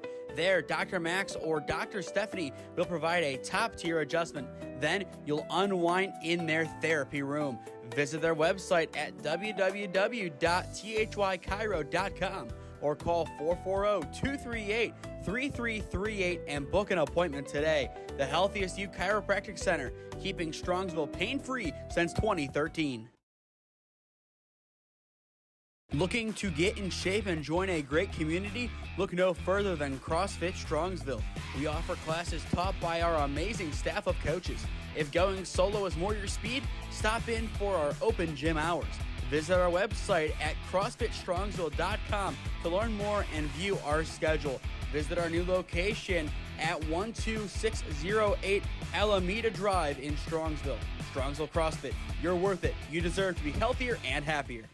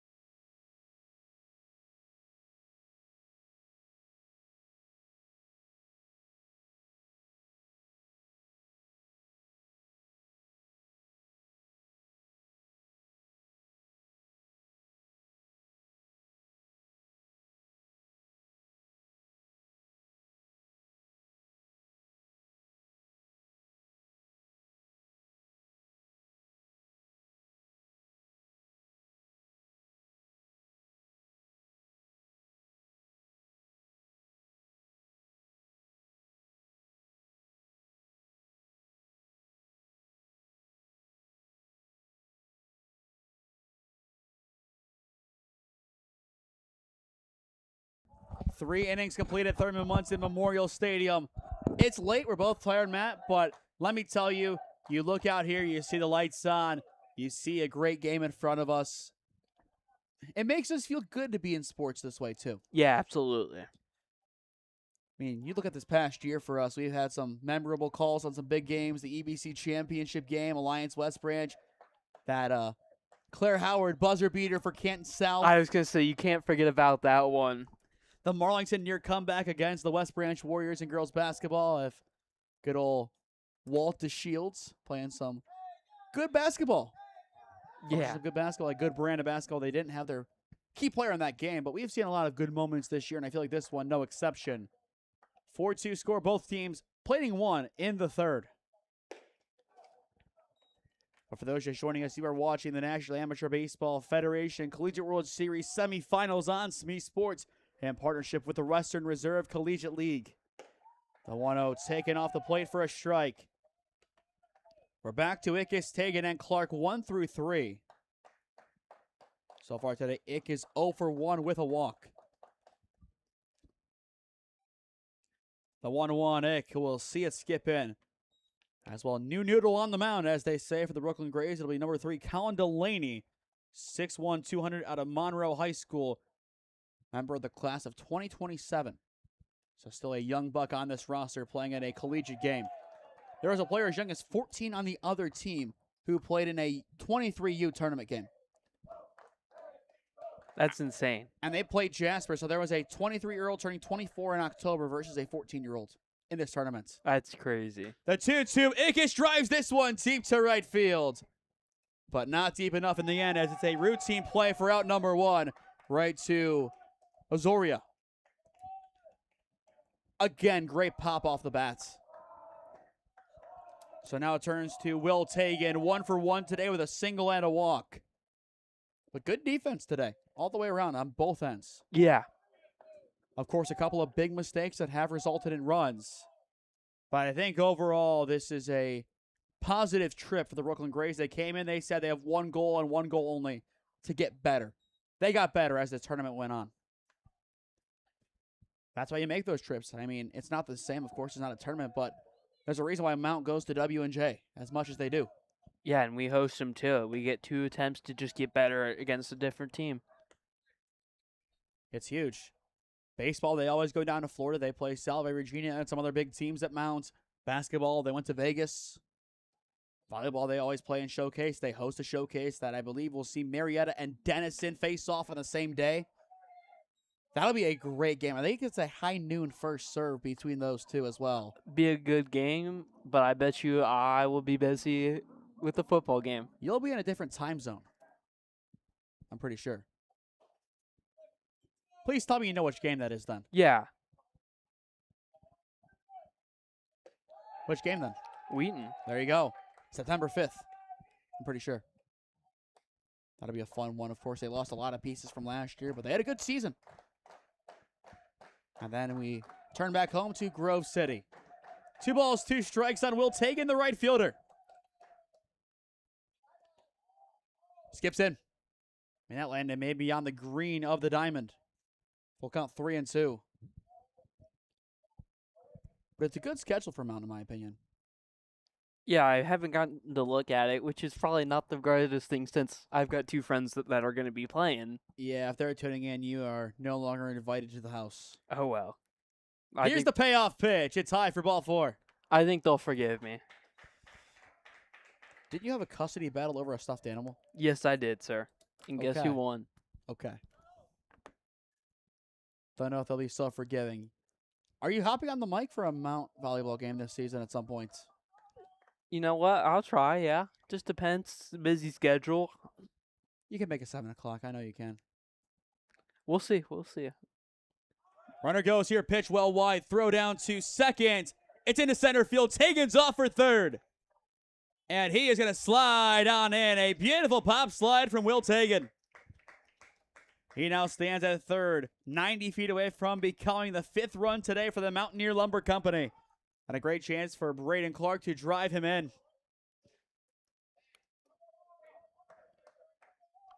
1-0 count, a hitter's count. 0 for 1 today as things stand.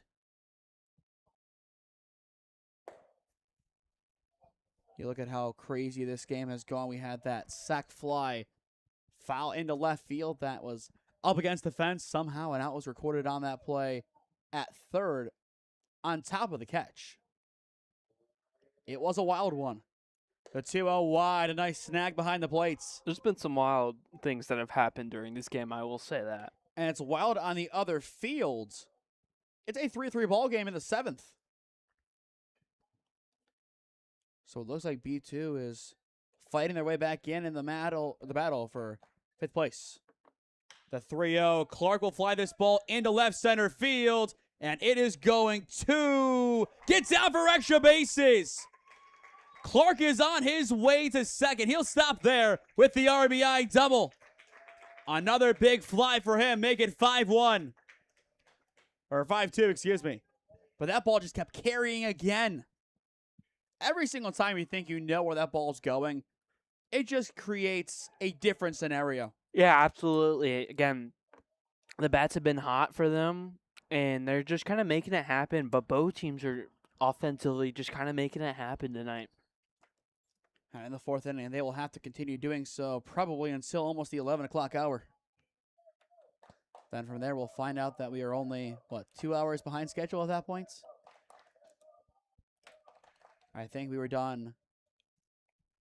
I think the latest I got out here was 10:45 over the past 2 days, and it was yesterday because I stuck around and watched the 9th inning of that other game on field 2. But that walk-off winner was worth the kind of hazy drive home. The 1-0, a called strike. Thankfully, I've got a little bit short of a drive home than you do. Yeah, that's true. Not by much.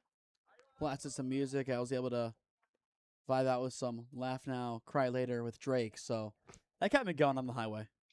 The 1-1 grounded over towards short. It's going to be a tough throw, a deep throw for Reyes, and he completes it. 2 down. What a ranging play for the shortstop. I'm impressed that he got the ball there without a hop. Yeah, that was an impressive throw. We'll watch this one back on the replay, Matt. This team just continues to make plays. And there is the serenation for Jose Reyes. They are not going out without a fight. And we knew that coming in. They were always going to be competing in this game. But now it goes back to Greeny. And I no doubt strike to begin from Callan Delaney. For the Grays, Ozoria Pascual and Cruz. 7, 8, and 9 due up in the home half of the 4th inning. Time locally 10:05 p.m. on this lovely Saturday night for baseball.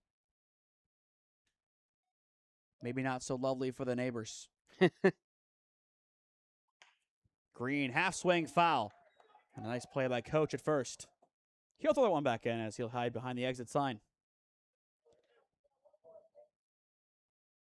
So a 2-strike count on Ethan Green. After him, it goes to Andon Bender. A fielder's choice and a walk so far today for him. But again, a beautiful night for baseball. A beautiful tournament. This is what you want to see to close out July. Runner goes on the 0-2. Greeny fouls it away. I'm kind of surprised we haven't seen one land on Munson, too, considering the strength. We had one almost hit somebody standing behind Munson, too. They were started on a foul home run from, I believe, Sempton? It was either Sempton or Simicek. One of those two drilled one over the foul fence and right. And a startled jump was the result. Everybody was okay.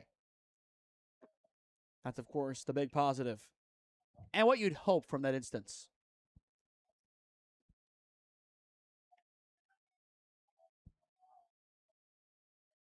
The 0-2, it's in the dirt. Runner thought about taking off. He'll stay put at second.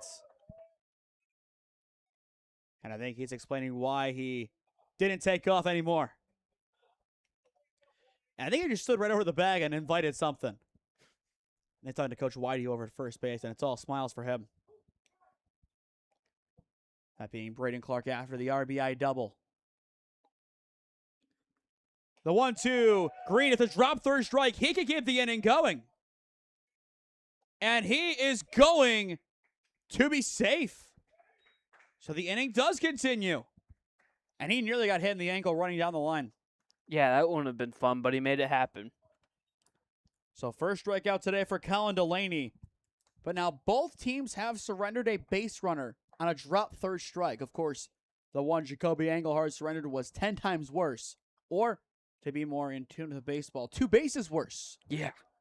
Opposed to just getting first base, he got all the way to third. And then came around to score as the second runner to cross today for the Grays in this semifinal. So now Andon Bender will step in. First pitch, he sees a called strike.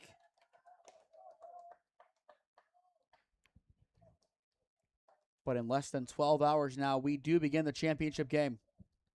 That is a harsh reality for those who are making the trip back home. But not if you don't have to come back.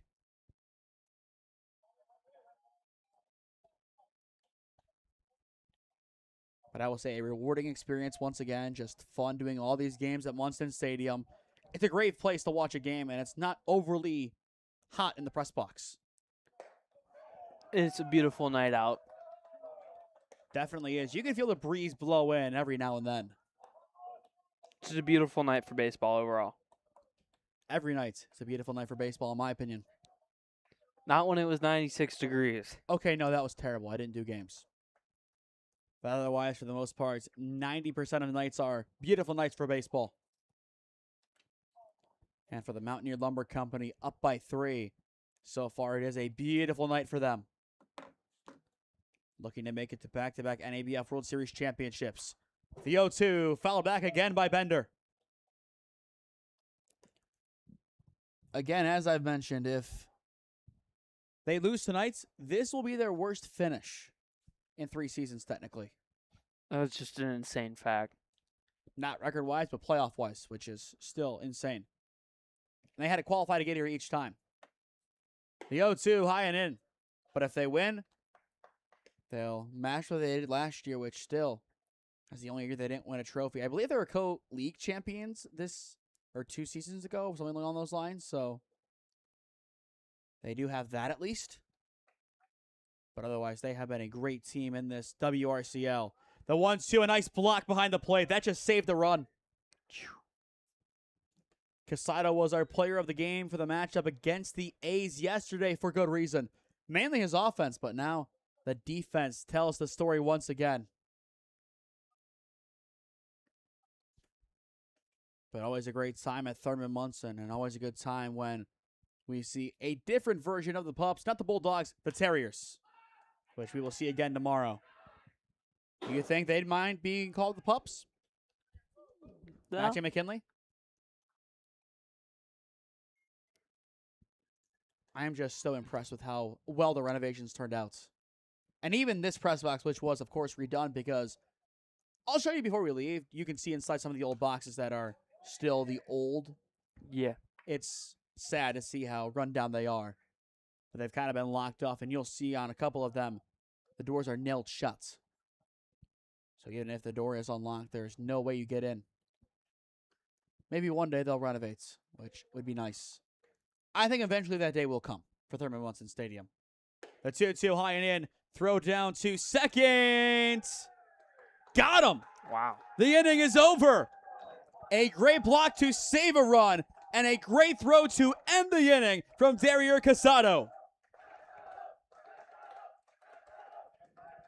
And they will serenade him as he exits the diamond. What a throw. We'll watch it back as we go to break here in Canton.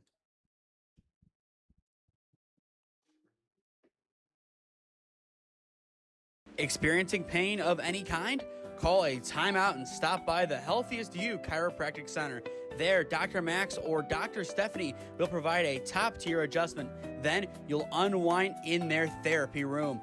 Visit their website at www.thychiro.com or call 440-238-3338 and book an appointment today. The Healthiest You Chiropractic Center, keeping Strongsville pain-free since 2013. Looking to get in shape and join a great community? Look no further than CrossFit Strongsville. We offer classes taught by our amazing staff of coaches. If going solo is more your speed, stop in for our open gym hours. Visit our website at CrossFitStrongsville.com to learn more and view our schedule. Visit our new location at 12608 Alameda Drive in Strongsville. Strongsville CrossFit, you're worth it. You deserve to be healthier and happier.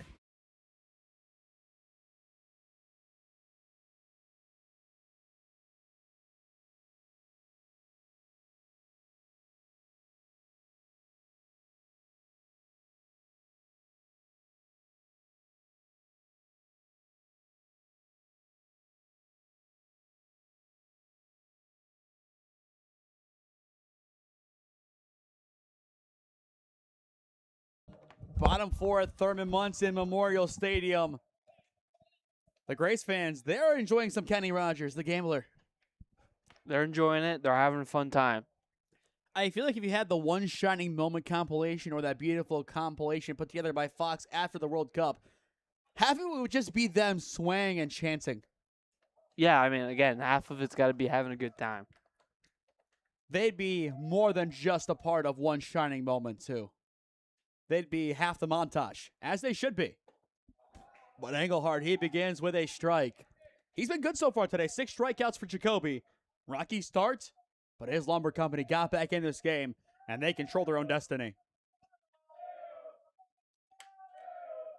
But the chanting still rains out from the Grays. That'll keep them in this game. I think even if they lose, they will be chanting and celebrating as much as they can to celebrate what has been a great time in Northeast Ohio. Absolutely. They have to be proud of how well they've played. The 1-1, Engelhardt goes to the outside, can't connect. But we are very close to that rematch. I'm excited if that's our matchup. Was it expected heading in? Potentially. Those two will meet again, but without Ty Dennison.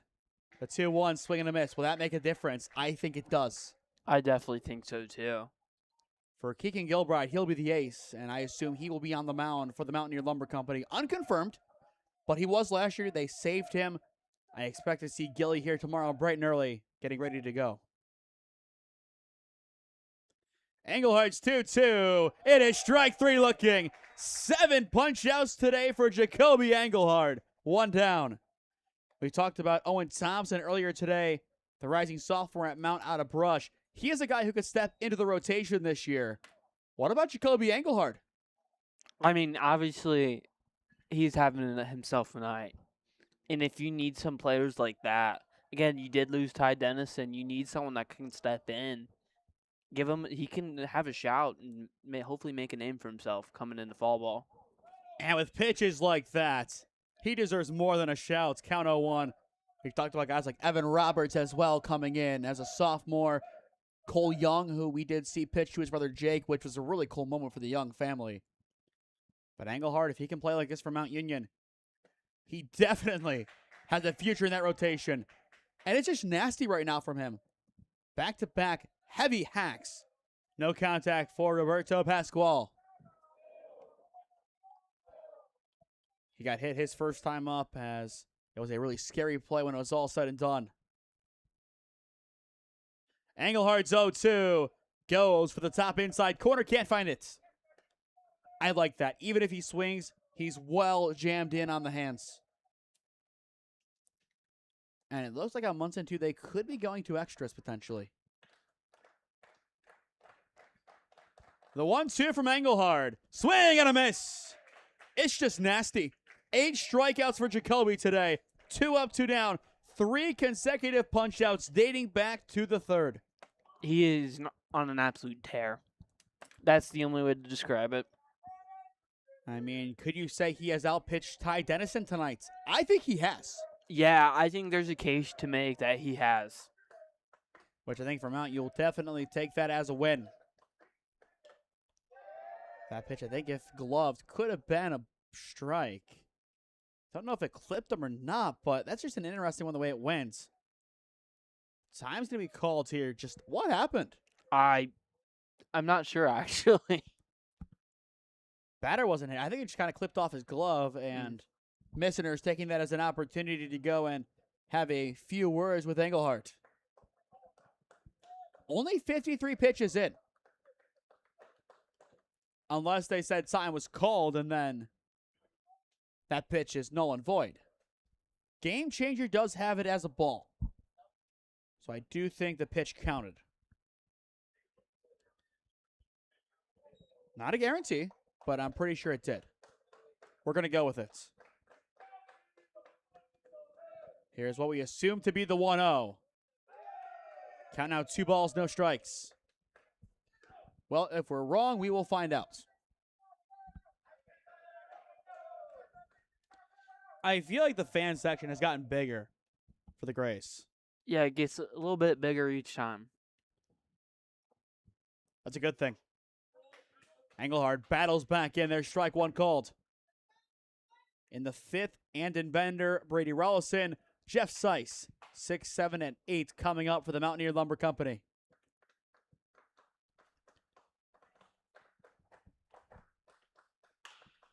And this one is shot up the middle for a base hit. A perfect swing there from Peter Cruz. Shot up the center. And now, with 2 down, the Grays have some life on the bases. And I do believe on the other field they are going to the 8th. I think the winning run was at 3rd, but they couldn't bring him in. So for yet another night, we could have a walk-off winner on that field if that's the case. If so, all 3 last games at Munson 2 would end with a walk-off. Night 1, 1 game, walk-off for Will Tagan. Last night, 2-run homer for the Grays in the last game in the 9th. Tonight, you fill in the blank. That would be electric. The 1-0 breaks in perfectly. Count now 1 ball, 1 strike. Time now 10:18. Trying to think. We started this one around 8:45. Yeah, around that time. So about an hour and a half in. So back to first, not in time. But for us, we have been seeing baseball on this diamond for now nearly 13 hours. OBS has been running for 13 hours and 33 minutes. OBS is putting extra time in. Yes, it is. Reyes sends this one down the third base line. Throw to 1. Perfectly picked to end the inning. What a throw from Brady Rollison. To the 5th we go. This one still a competitive matchup. 5-2 your score at Thurman Munson Stadium in favor of the Mountaineer Lumber Company. Experiencing pain of any kind? Call a timeout and stop by the Healthiest You Chiropractic Center. There, Dr. Max or Dr. Stephanie will provide a top-tier adjustment. Then you'll unwind in their therapy room. Visit their website at www.thychiro.com or call 440-238-3338 and book an appointment today. The Healthiest You Chiropractic Center, keeping Strongsville pain-free since 2013. Looking to get in shape and join a great community? Look no further than CrossFit Strongsville. We offer classes taught by our amazing staff of coaches. If going solo is more your speed, stop in for our open gym hours. Visit our website at CrossFitStrongsville.com to learn more and view our schedule. Visit our new location at 12608 Alameda Drive in Strongsville. Strongsville CrossFit, you're worth it. You deserve to be healthier and happier.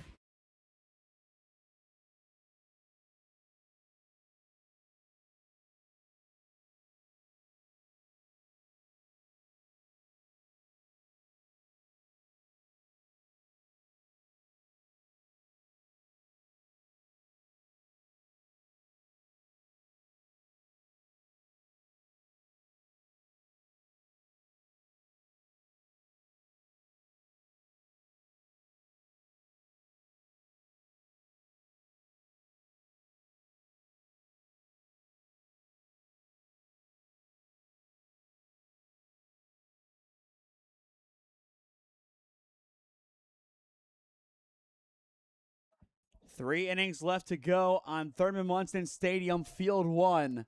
It has been a fun day of baseball. Start to now. 5-2 your score. The Mountaineer Lumber Company up by 3. How do you keep the energy up? We've seen it from the Brooklyn Grays. They still need more run support. We'll talk about them in the bottom of the inning offensively. But the Lumber Company, it's a late day for them. They've already played today. How do you keep the energy levels high? I think you just got to keep the chants coming, honestly. You got to pretend the energy is high, and it will stay high, hopefully. Of course, you really can't make this comparison for Mount football as they don't play really past 1:30, so not as much of a late game thing. Unfortunately, we don't see those late games like we used to, but we do once a year, of course, in the glorious Stag Bowl. I was going to say, we've played past 1:30 one time, and it was not a good night for me, to say the least. Fair points. And there's the other sports that play whenever they please. Yep. I'm just ready for a random 7 a.m. volleyball game one of these years. You would know a lot of people would not enjoy that. Oh, I know. The 1-2, that was nearly head level to Andon Bender. But in the words of Pep Guardiola, we will be there. But exciting for us to go back to Mount. We'll have a lot of fun sports going on. Football, of course, the main event. But soccer, volleyball, looking for big seasons too. The 2-2, Bender drills this one deep to left field, and it is going to be fair off the fence. It is extra bases for Andon Bender. He will cruise in with a lead-off double. What a way to begin the inning. That is how you keep the energy high. We'll watch that one back. Is that what you had in mind? You know what? I had nothing in mind, to be honest with you. I was just thinking about Mount Union football because you were talking about it. I'm just ready to be back. But a beautiful swing from Andon Bender. Leadoff man in scoring position for the Mountaineer Lumber Company as Brady Rallison steps in. We've talked about him as before going to Walsh, he used to sing Carmen, Ohio. This past season for Walsh, Brady Rallison batted a .151, 8 RBIs, 1 double, 1 triple, 1 home run, 19 games played, 15 of which were starts. But defensively today, he has been a rock. Well, I think there's fireworks going on somewhere. Do we see them, though? That'd be awesome if we could see it, but I don't think we do. We're going to see if we can see them behind the stadium, though. You about jump, though, I'm sure. The 2-0, swing and a miss. Right behind us? Okay, so off by the road. Maybe if we kind of lean over this way. No, we're not going to see it, are we? Unfortunate. What's more of a wake-up call? The loud bang off the roof or fireworks at 10:24 on a Saturday? Yeah, on a random Saturday, definitely the fireworks. I'll tell you what. You know how we have those tornado test sirens and Alliance at noon on every Saturday? Yep. We had one at 6 o'clock at Kent's, the one game, and I don't think anybody was ready. The umps stopped the game. They were frightened. Yeah. Those 12 o'clock noons, they open the game up, and it is electric sometimes. All I can hear is For Whom the Bell Tolls. Yeah. Blasting over the speaker opposed to that siren as there's ball 4. And I think you guys are going to go look at the fireworks. So now, Jeff Seiss will step in, 2 for 2 today with an RBI. Not strong contact from him, blue base hits, but they've gotten the job done time and time again. It doesn't matter how you get the job done, it matters that you do. Seiss, he'll see ball 1 off the plate. How are the fireworks? There's certainly something going on, and they are having a fun time, and it looks like they're having a lot of fun, and it sounds like a lot of fun. I assume the fun is not being had by the city of Canton. Who knows? I'd be surprised if it was. Maybe it is with all those. The balloons. Oh, no. What? Give me the balloons popping. That'd be kind of funny. That'd be an interesting way because it would make sense. That's the sad thing was how many there are. It would make sense, sadly. I think we've gone not through that a little loud. too many, and hopefully Yes. by now they are on the ground because of it being dark. Hopefully. I know, 2 balls, 2 strikes. Oh, no, they're not done yet. I will say in 2 years at Mount Union, I have never heard somebody set off fireworks. Because if they do, then I think Campbell will be on them quicker than if they parked in the wrong parking lots. You know, I can't remember if I've heard him. Slice grounds this one over towards third. Flick to 2 is in time. Throw to 1 won't be. That'll split up the runners 1 down. But Jeff Slice has reached for a 3rd time today. Now holds on. They may have added something here. Could they be talking interference? What is this appeal? Okay, it is interference. 2 down. I have to pull that one up on my end and rewatch that. Don't know exactly what it was. That's a tough call. Interference is never an easy call to make. Oh, he ran past the bag. Yeah, he did. If that's what they're looking for, what they said was there is. So runner at third, 2 down. So Sykes is out anyway. Now it turns to Bischoff. 0 for 1 today, a walk and a strikeout. But on paper, I think that'll be a double play. Huge. Both outs. Bender, rather Bischoff, grounds this one over towards short. Throw to 1. Not in time. He beats it out. Excellent hustle down the line by Grayson Bischoff. That'll drive in the 6th run of the day for the MLC. That is why every single time you hustle, The play is not over until the whistle goes off, as very famously said. exactly. And I believe Independence Day maybe. It's not over until the fat lady sings. It's not. Runner at first, 2 down for Ickes at the top. 4-run advantage for the Mountaineer Lumber Company. How confident do you feel right now in them? You know what? I'm going to say very confident. After not scoring in the first inning, they've scored every inning. And they're making it happen. That's what I can say. They are making it happen. Nice block again behind the plate by Casado. Now, if you are the Mountaineer Lumber Company, how comfortable and confident do you feel? Very similar question, but now you're on the team side of it. Because I'm sure you've had spots like this up in a game for Mount Union. When do you get comfortable? Usually 2 touchdowns up. So what would you say the equivalent is in baseball runs-wise? I would say 4. So right now you feel like you're up 2 touchdowns essentially to make that comparison? Yeah. I mean, I'd say doubles, it's more overcome. It can happen. It's just a lot less likely. From there, you need some things to go your way, get some runs on the board, some lucky bounces. Now, is it a 4-run deficit or 2-touchdown deficit? Which one's easier to come back from?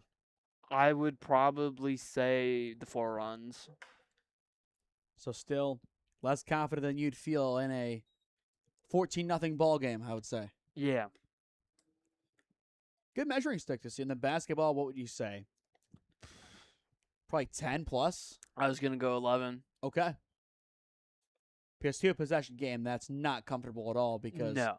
that could just be described as 4 points, even though you could score 4 on 1 possession technically. Yeah, I mean, at a minimum, 7 points. Here's the payoff pitch. Swing and a miss from Ickes. The side is retired. Second strikeout of the game for Colin Delaney as we will head to the home half of the 5th inning. The Lumber Company tacks on one more courtesy of Grayson Bischoff. Experiencing pain of any kind? Call a timeout and stop by the Healthiest You Chiropractic Center. There, Dr. Max or Dr. Stephanie will provide a top-tier adjustment. Then you'll unwind in their therapy room. Visit their website at www.thychiro.com or call 440-238-3338 and book an appointment today. The Healthiest You Chiropractic Center, keeping Strongsville pain-free since 2013. Looking to get in shape and join a great community? Look no further than CrossFit Strongsville. We offer classes taught by our amazing staff of coaches. If going solo is more your speed, stop in for our open gym hours. Visit our website at CrossFitStrongsville.com to learn more and view our schedule. Visit our new location at 12608 Alameda Drive in Strongsville.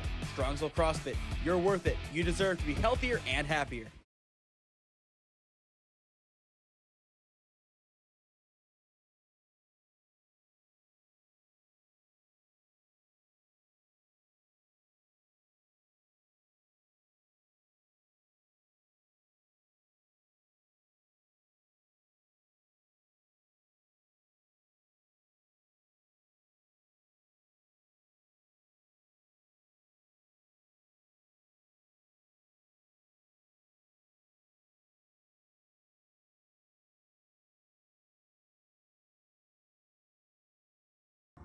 Love it or hate it, Matt.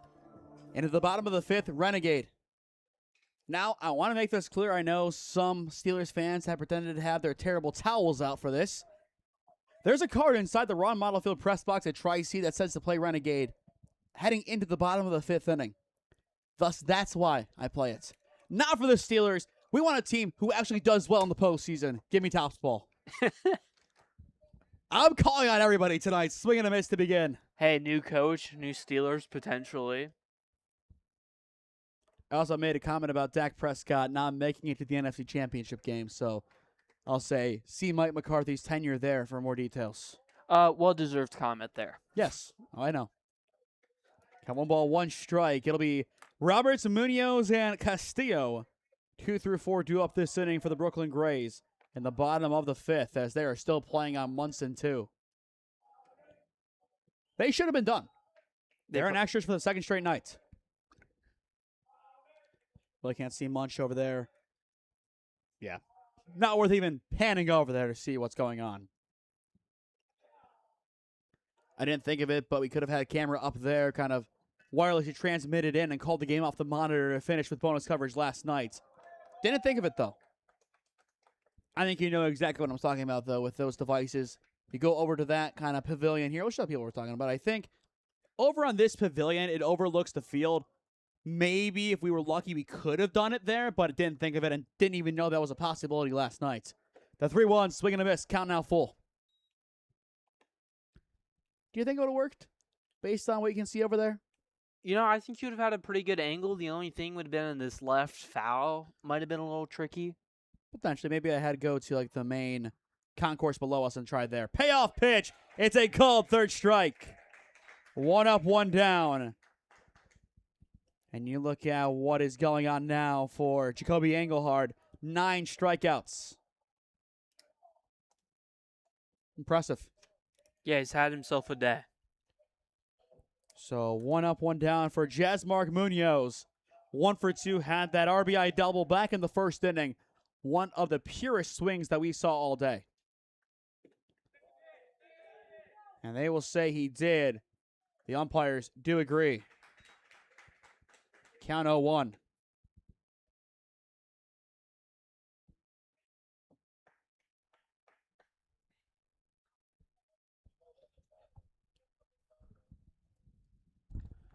And it looks like for the MLC, they might be sending somebody to the bullpen. We'll see. The 0-1 called a strike on the top inside edge. If they are, that is going to be Matt McGeorge. So pretty much as we expected. It'll be Makita going out to warm him up. And I love how they're going to that bullpen too. Engelhard back in it. The 0-2 fouled off and hello. That's one way to thank the fans for traveling in from Brooklyn. Don't know if that's how they wanted to be remembered in this trip. Count remains 2 strikes on Munoz. Engelhard back in the saddle. This time grounded over towards second. It's Bischoff. And it's out number 2.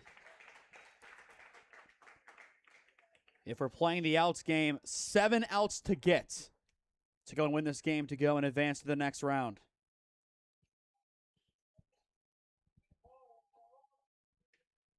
But if we do see that rematch tomorrow, Matt, who do you think has the edge? You've seen these teams only play once before, which is these games. You have a clean slate, no prior biases or anything. We'll get back to it in a second. This ball is placed perfectly into center field, right to Ickes on the ground. It's a 2-out base knock for Derek Castillo. Back to the question, who do you give the advantage to? Oh, man. You gave me that extra time, and I still need more. Gut says Stark County. I really think they look incredibly good. You add on the 4-peat context, it also helps. Yeah, I think the chances are higher. I just think they also looked incredible and really got the bats moving today more than the other teams I've seen play so far. Want to zoom in on this over on Munson, too, at least part of it. Look at that smoke just building right below the lights. It's quite nice. The 0-1 swung on and missed. And for Jacoby Engelhardt, he is one strike away from his 10th strikeout of the night. He has been so good. And now it looks like something has to go right back to the dugout. So we'll see here. And I think the coaches are going to have a conversation here as to how they want to approach. You're down by 4. And it looks like on Munson, too, they might be going to the 9th inning. We'll see. But as this conversation goes on, I'm going to go and check the game changers just to see what they have going on. Okay, it doesn't help that it's late in the middle of the 2nd inning. Don't think that's too helpful, is it? No. We'll see. Maybe find one that's working.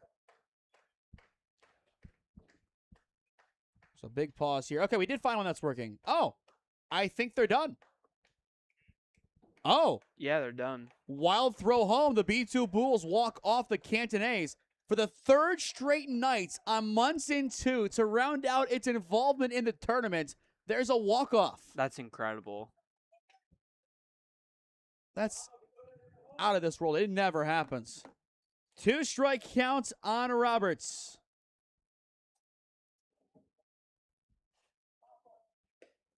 Well inside and off the hands of Missner. Couldn't glove it cleanly. And that'll put Castillo in at second.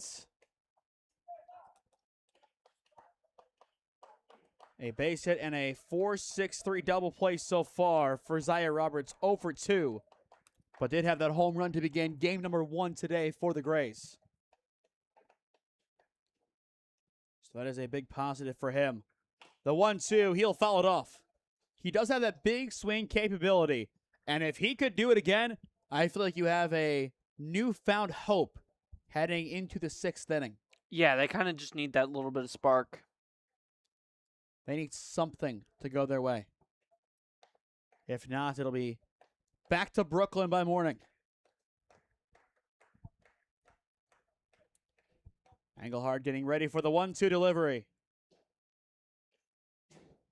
He wins. That'll end the inning. 10 strikeouts tonight for Jacoby Engelhardt. He continues to deal it up perfectly for the Mountaineer Lumber Company.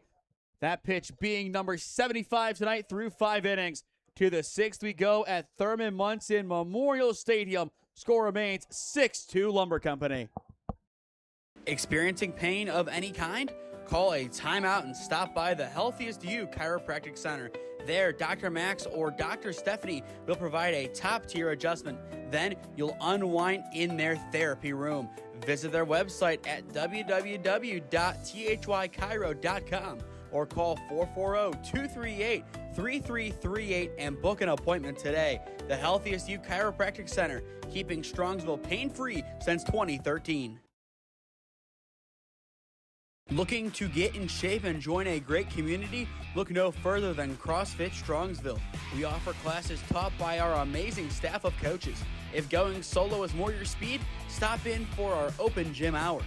Visit our website at CrossFitStrongsville.com to learn more and view our schedule. Visit our new location at 12608 Alameda Drive in Strongsville. Strongsville CrossFit, you're worth it. You deserve to be healthier and happier.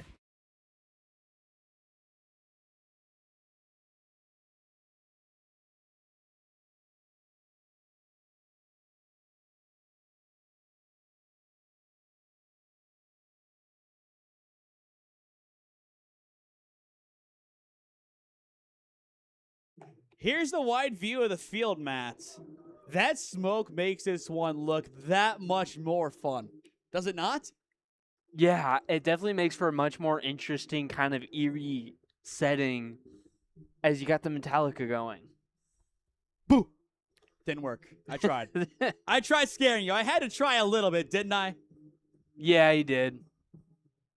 But top of the 6th inning at Thurman Munson Memorial Stadium. 6-2 Lumber Company on top by 4. Tegan Clark Missner, 2, 3, and 4 coming up this inning. And there is a called strike to begin. Tegan 2 walks and a base hit so far. He's been good. Haven't called his name too many times. But sometimes that's a good thing. The 0-1, another called strike.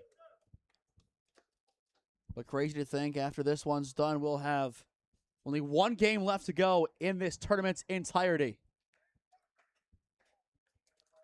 And that'll be tomorrow morning at 10 a.m., bright and early. The 0-2, this time a little too low from Delaney, as he stays on the mound. 2 strikeouts so far today for him as a collective 5 for the Brooklyn Grays. And here comes the 1-2. To the backstop it goes. Don't know if things have quieted down, but have you kind of noticed a lesser impact from the chanting? Yeah, absolutely. They're down big in this game to an extent. I mean, we kind of compared it to 2 touchdowns down, as this one will ping off of Tegan. His 3rd free pass, the first time he gets hit today.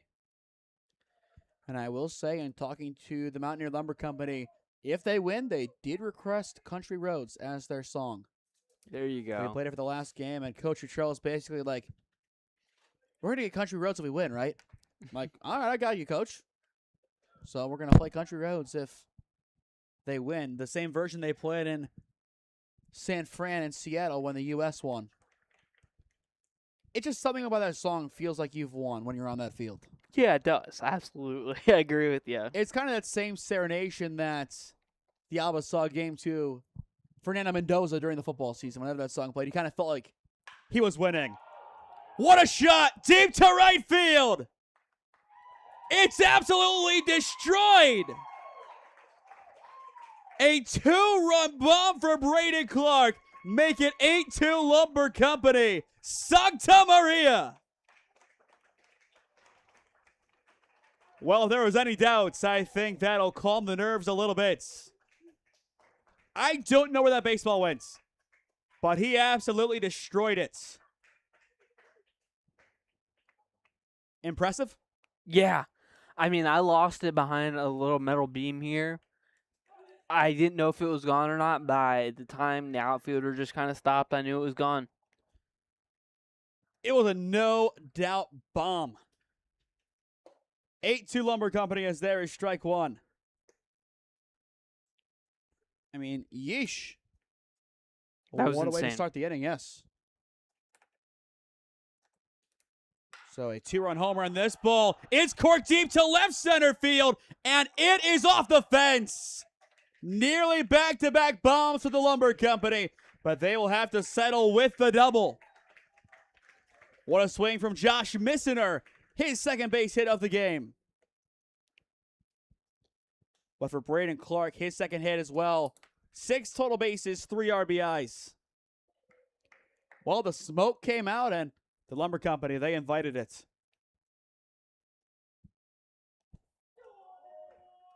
I feel like there's no better way to tell a team, let's dance, than this. Absolutely. Do you feel this inning is the warning shot at the Stark County Terriers? Yeah, I have to agree. That it has to be.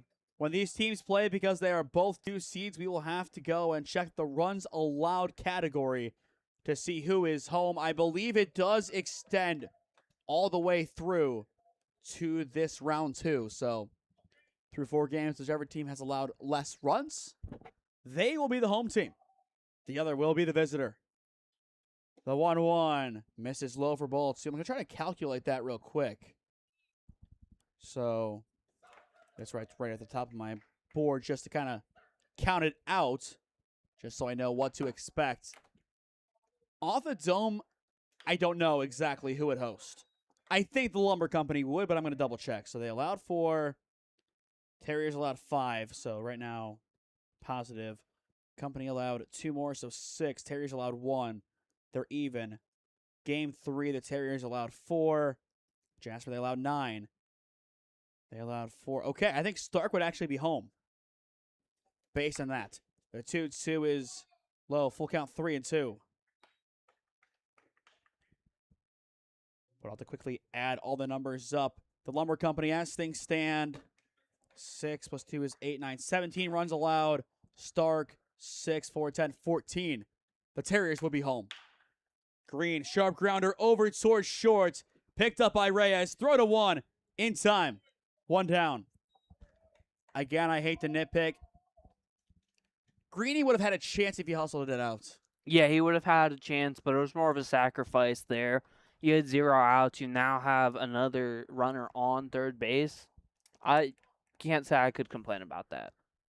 Good situation here for Andon Bender. That smoke just continues to make this setting all the better at Thurman Munson Memorial Stadium. First pitch hits the top inside edge for strike one. I know we've been on the air quite late, especially going back to our time at Canal Park, but I think this will be the first ever time a broadcast has spilled into the 11 o'clock hour on SmeeSports. The 0-1 low. We've never gone past midnight, and I don't plan to change that today. Hopefully. If we go past midnight, something went horribly wrong for the Mountaineer Lumber Company. Hopefully not. The 1-1, Bender underneath it, skies it off towards the right side. And it is going to get down in no man's land. He is on his way to second, and he will stop there. It's a bloop RBI double for Andon Bender. Back-to-back doubles for him. Now 9-2 Lumber Company. And for them, they score one more here. The pressure would now be on the Grays to score. Otherwise, they would get run ruled. So hold on a minute. We could be done in 6. And I think in terms of rest and pitching, that's the goal. I think if they have a chance to end it in the 6th, they don't throw McGeorge. I think if you can have him tomorrow as a backup, you throw Engelhart. If he struggles, then yes, you might make that change. But if he can be your pitcher, great. But McGeorge does appear to be ready to go, and I think they will go to him. We're up here. We don't make decisions. We trust what's done on the field.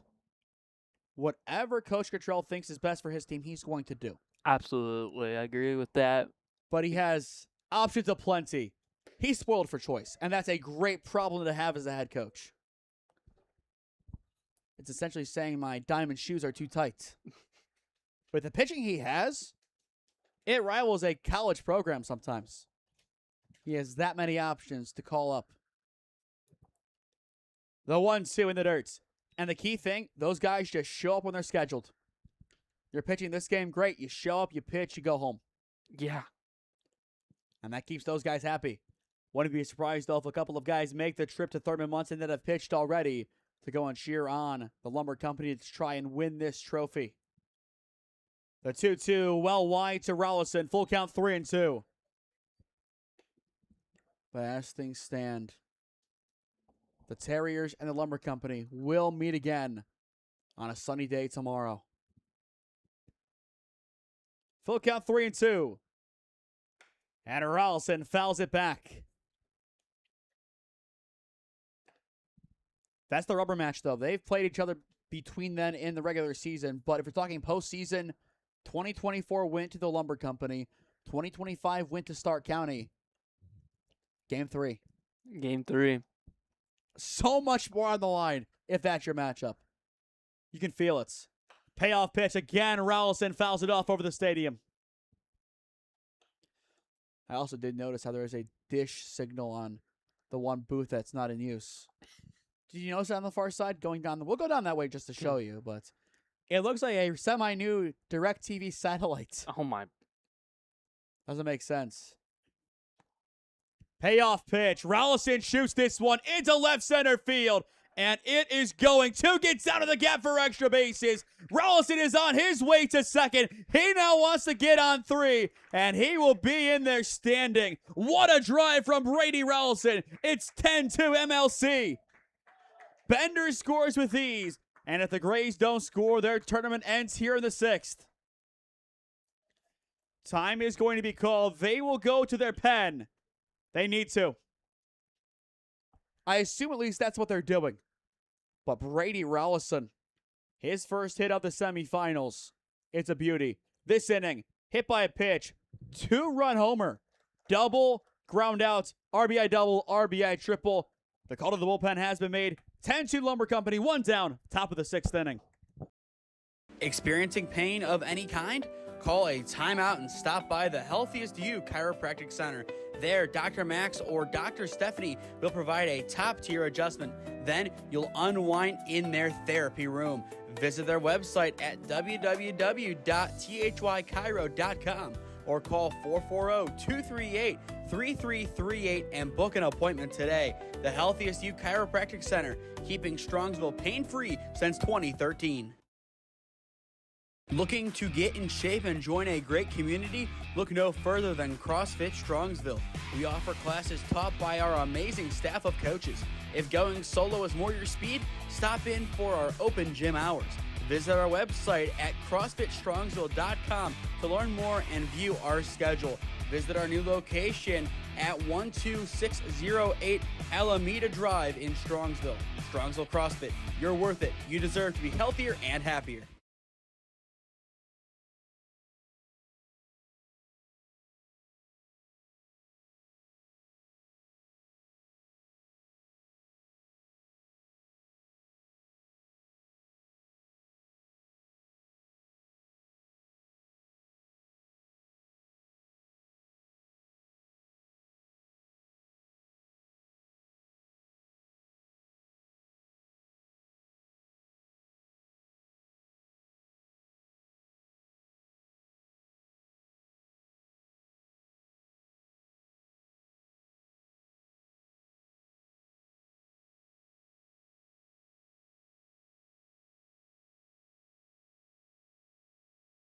The new arm is warmed up and ready to go. This appears to be Angel Jimenez coming out of the pen for the Brooklyn Grays. 10-2 scoreline. Jeff Seiss steps in for the fourth time. 2 for 3 today. And an RBI to his name, looking for another one to help solidify this run rule win as things stand. Good swing to begin, but fouls it off down the right side. Count 0-1. This game officially over 2 hours in, but make sure you tune in less than 12 hours from now. We will be on the air at around, I believe, 9:45 for that game. It'll be the Mountaineer Lumber Company versus the Stark County Terriers in the NABF Collegiate World Series Championship game as this one stands. Of course, it can change, but right now that is what it looks to be. The 1-1, a called strike low. I do think we will see the best two teams, though. Yeah, absolutely. At least the best two teams I've seen today. You had your best four play each other. In another life for some of these teams, they'd be advancing, but not today. The 1-2, Jimenez will strike out Seiss. 2 down for a staff. Combined 6 strikeouts. And with 2 away, Grayson Bischoff steps back in. An RBI single his last time up. For the Grays, Casado, Osoria, and Pascual, 6, 7, and 8 look to keep their season alive. As for the Lumber Company, they look for their 13th win. And then it all comes down to tomorrow. Mano a mano. I'm excited for that game, Matt. It should be a fun battle. You're back in the Terriers in that one. I think it'll be close. I think both the Terriers and the Lumber Company, scoring a combined 24, have shown us that they can score. But they also have good defenses, allowing a combined 6 runs. And only 1 coming past the first inning combined. That's the weird stat of it. You look at the scoreboard, you see it exactly laid out. That 1 run came in the third. So nothing past the third inning allowed in either game as things stand. The 3-0 from Jimenez finally breaks back in. Bischoff on his way to Findlay after the summer is over to begin his collegiate career. That time dials it up inside. Jimenez, so far so good. But looks to get out of the inning here and to bring his team up one final time. Payoff pitch wide for ball 4. The inning continues. One side happy, one side not happy. Yeah, that one was a little close there. I feel like it was called a ball earlier on in the at-bat, and they stayed with that call. But for the 5th time, we see Luke Ickes. Walk, pop out, fly out, strikeouts. 0 for 3 with a walk, basically. But a chance to drive in and insurance to run in regard to the run rule. Pretty much you're right where you have to be for that run rule. You want anything to make it where if something goes wrong, you have a backup plan.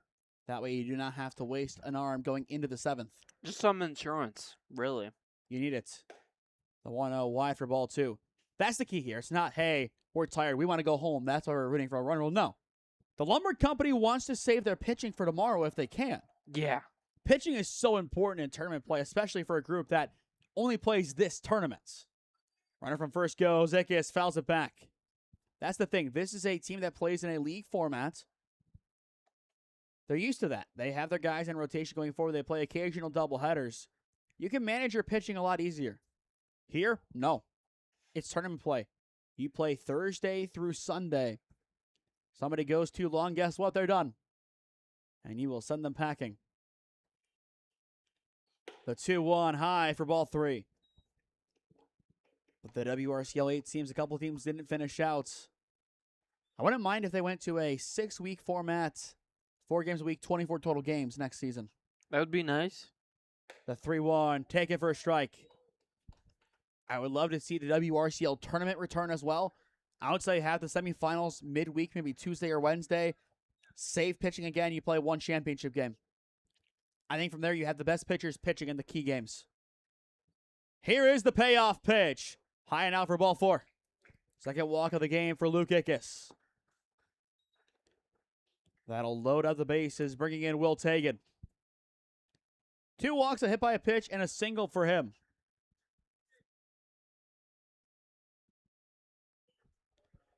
Time locally, 10:58. So on the verge of breaking into the final hour of the day on this final Saturday in the month of July. Then tomorrow, one final game for the rest of the season. It all comes down to this. All the hard work this off-season, so to speak, but still, these guys are in season to try and win a team title. Truly a team title based on how they've played today. Just to count it up here. 1, 2, 3, 4, 5, 6, 7 of the 9 guys have hits. Everybody has reached once. Green doesn't have a hit. Ickes doesn't have a hit. For the Stark County Terriers, all 9 guys had a hit. So for the starting 9 for the championship-bound teams, 16 of 18 ended with at least 1 hit. So 8 of every 9. Yeah, I hope Ickes gets a hit. Well, unless they bat around, it's not happening. Yeah, it'd be nice. I actually work with his dad, Harold, at the golf course this summer, so I'm a very big fan of them. Very nice. But he just walks, though, unless we're seeing Tagan, Clark, Missener, Green, Bender, Rellison, Slice, and Bischoff. Luke Ickes will stand at first base, and he'll wait for the game to happen.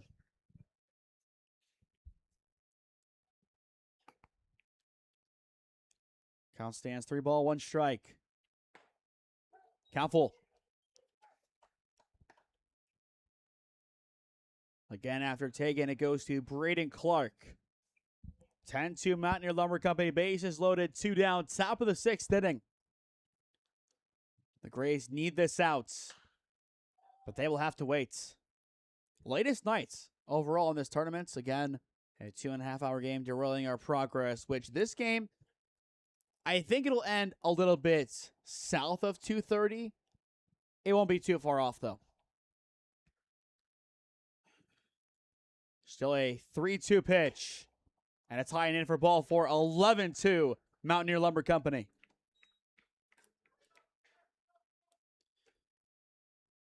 Are you still more confident in the Terriers? You know what? Give me the Terriers still. I just think I saw a really good outing from them. The bats were hot. So That's fair. Do you have a score prediction, do you think? I think it's going to be high scoring. I think it'll be a direct opposite game of last year, which was low scoring. You take tie out of the equation, I think you're going to see both teams exceed 6+. I was going to say both teams are going over 10 runs tomorrow. Oh, we're having a slugfest. A slugfest. So what? We're going to be here for 4 hours and watching a combined 25 runs? Yes. Wow. Who's your winner? Or not that bad. Who is the winner then for the Terriers? Is it going to be a walk-off win? Is it going to be a big lead that's walk-off win? It's going to be a walk-off shot. Okay. I don't hate it. Pause before the 1-2. Taken. Down the left field line. That one's going to be fair. 1 run. Now 2 runs will score. Will they send a third on home? Yes, they will. And he is going to trot on in along with them. It's a 3 RBI double for Clark. A home run his last time up. 3 RBIs on a double this time. He has been on a tear as of late. RBI double, 2-run shot, 3 RBI double. 14-2. This one's all but over. So for him today, 6 RBIs in 1 game. What a day for Braden Clark. He himself has tripled the output of the Brooklyn Grays. Not often you can say that about one guy, can you? No. And I believe based on that gold helmet, Aiden Makito enters the game for the first time in place of Missiner. He's had himself a really nice tournament in the RBI department as well. It's an 8 spot this inning for the Mountaineer Lumber Company. Just out of nowhere. What changed? The energy really wasn't there as loud as it was for the Grays, but they did something better. Yeah. I mean, the energy kind of really died off. The lead kind of got too big for them. So was it the energy dying for the Grays that gave the Lumber Company what they needed? I think so. So addition by subtraction. It happens sometimes. Count 2 balls, 1 strike on Makito. That time the call given on the outside edge to Jimenez. So to extend this game, they would need to score 5, I believe. So a lofty ask of this Grays offense. The 2-2, Makito fouls it off, and into the rafters it goes. For those keeping track, OBS now up to 14 hours and 18 minutes of work today. That's crazy. Yeah. I got here at 8, so Ooh. long day as well for me, as that one is to the backstop. Full count 3-2. Trying to think then how many hours that is. I think we're on hour 15 since getting here. Left the house at around 6:45, so. Not jealous of you, to say Oh, the I know. least. But I get to sleep tomorrow. Matt, so it's a small victory, but it's a victory. Payoff pitch high to Makito. The inning will continue. Put runners at the corners. We'll see if he does enter the game. It could be a double swap. It could be pitcher and catcher swap out, full battery change, based on what McGeorge wants to see. But for Jimenez, since coming in this inning, he has thrown 33 pitches and is still not out of the inning. And depending on how many he threw earlier on, he might be exiting the game because of pitch count at some point. But now Greeny steps in looking for his first hit. First pitch high for ball 1. Well, after Greeny, 4 guys would have to reach successfully for Ickes to have his chance again. I would like to see Ickes up there. The 1-0 taken high for ball 2. I mean, how much more could you ask of this team as, again, there is going to be action in the bullpen for the Grays. Anybody and everybody is coming back out to pitch. The 2-0, lightly tipped back. But I'm sure the Stark County Terriers are saying, yes, continue this game. Yeah. They're happy that it'll potentially drain them a little bit more as they've been resting for quite a while. The 2-1, well in. But to be fair, the Mountaineer Lumber Company, they were the team with rest entering last year's Championship Sunday, as the semifinal was played right before the championship. Only one semifinal, a 2 versus 3. And they didn't have to play. A late strike call there. 3 balls, 2 strikes on Ethan Green with Andon Bender in the on-deck circle. We have already batted around and then some. Greeny is the 13th batter of the inning. And he will stay alive. But this is the quietest both teams have been tonight. Yeah. I think all of our energy is quite gone. I'm not surprised either. And I wouldn't be surprised to see Munson, too, close up shop with their lights in a few moments here to really hammer it home. Again, Green fouls it off. As always, they do find a way to finish well before us. They even went to extra innings. We're going to play one less inning. They played one extra, and they got done before us. Weird how it goes sometimes. Again, the payoff pitch. Green will take ball 4. The bases load once again. Do the Grays just stick with Jimenez unless the pitch count says otherwise? You might as well. You need one out as Bender steps back in. An RBI double his last time up. 2 doubles for him today. A walk on a fielder's choice. Not too shabby for Andon Bender, who is 2 for 3 on the day. Good pitch from Jimenez. I mean, he started off good. He had that strikeout against Jeff Seiss for out number 2, but since then, 5 walks and a bases clearing 3 RBI double. It was downhill after that point. Bender will crack this one into center field, but a routine catch ends the inning. Directly to Roberts in center, and the 8th spot ends as an 8th spot. Domination from the Mountaineer Lumber Company. They lead this one 14-2. Last chance for the Grays when we return to Thurman Munson Memorial Stadium. Experiencing pain of any kind? Call a timeout and stop by the Healthiest You Chiropractic Center.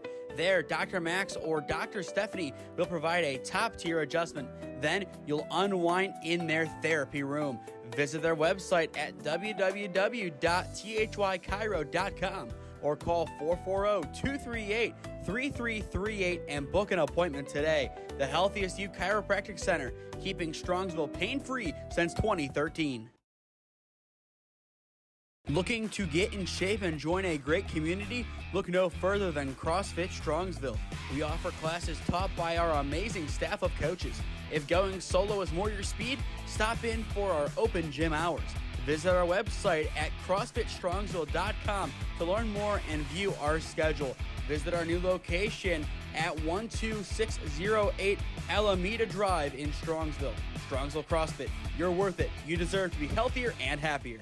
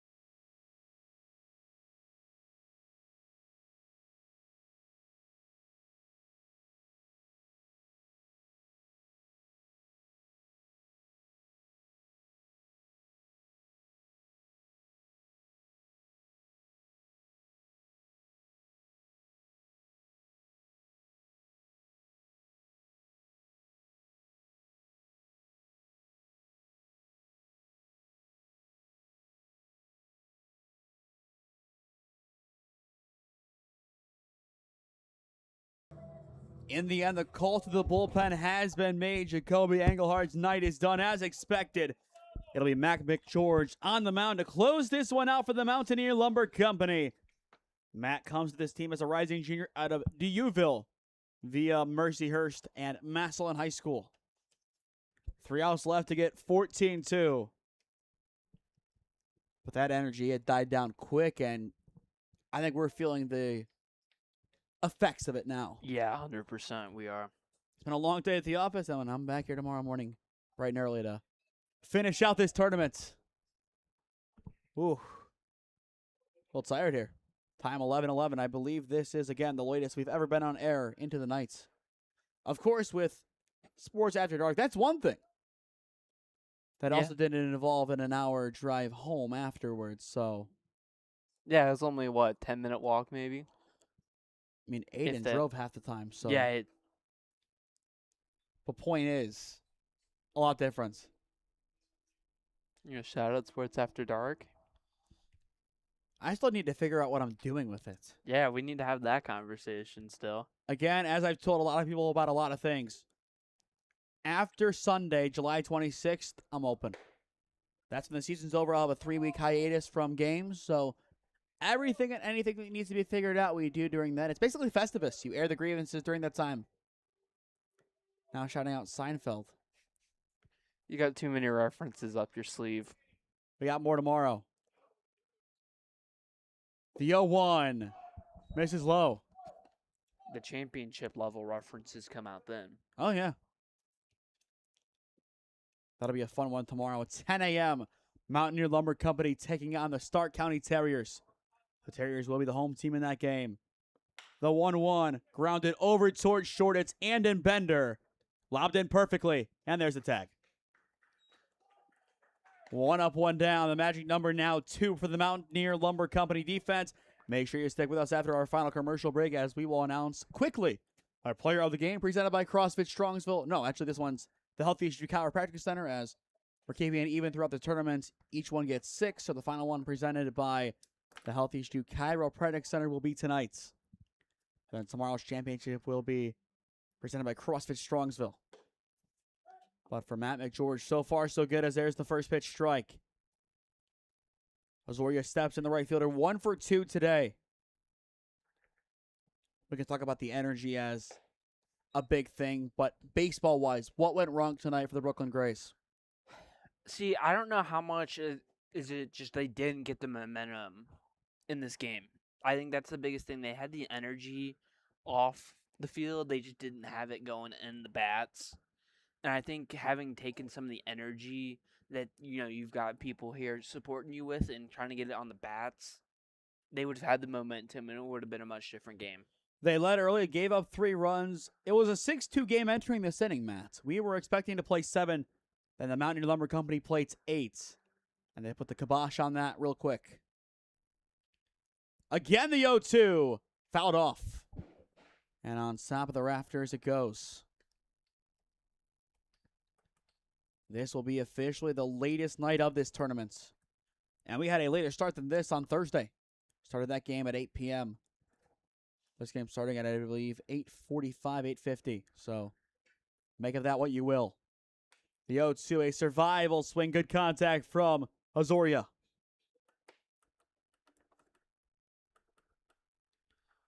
But I'm really excited for Championship Sunday. A great way to close out. And then, again, going back to Elf, we're going to start preparations for next year. Except opposed to a full army of elves, I have just myself in the mirror to say it to. The 0-2 line drive into left field and down for a base hit. So made the bats waking up in the 6th inning for the Grays. Second base hit of the day for Wadi Azoria.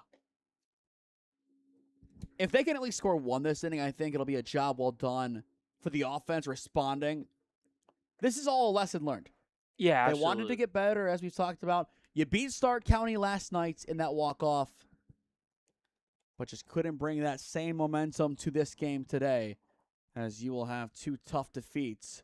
1 to Travelers and 1 to the Lumber Company to think about on the bus ride back. Team probably, once they know who's all going to play.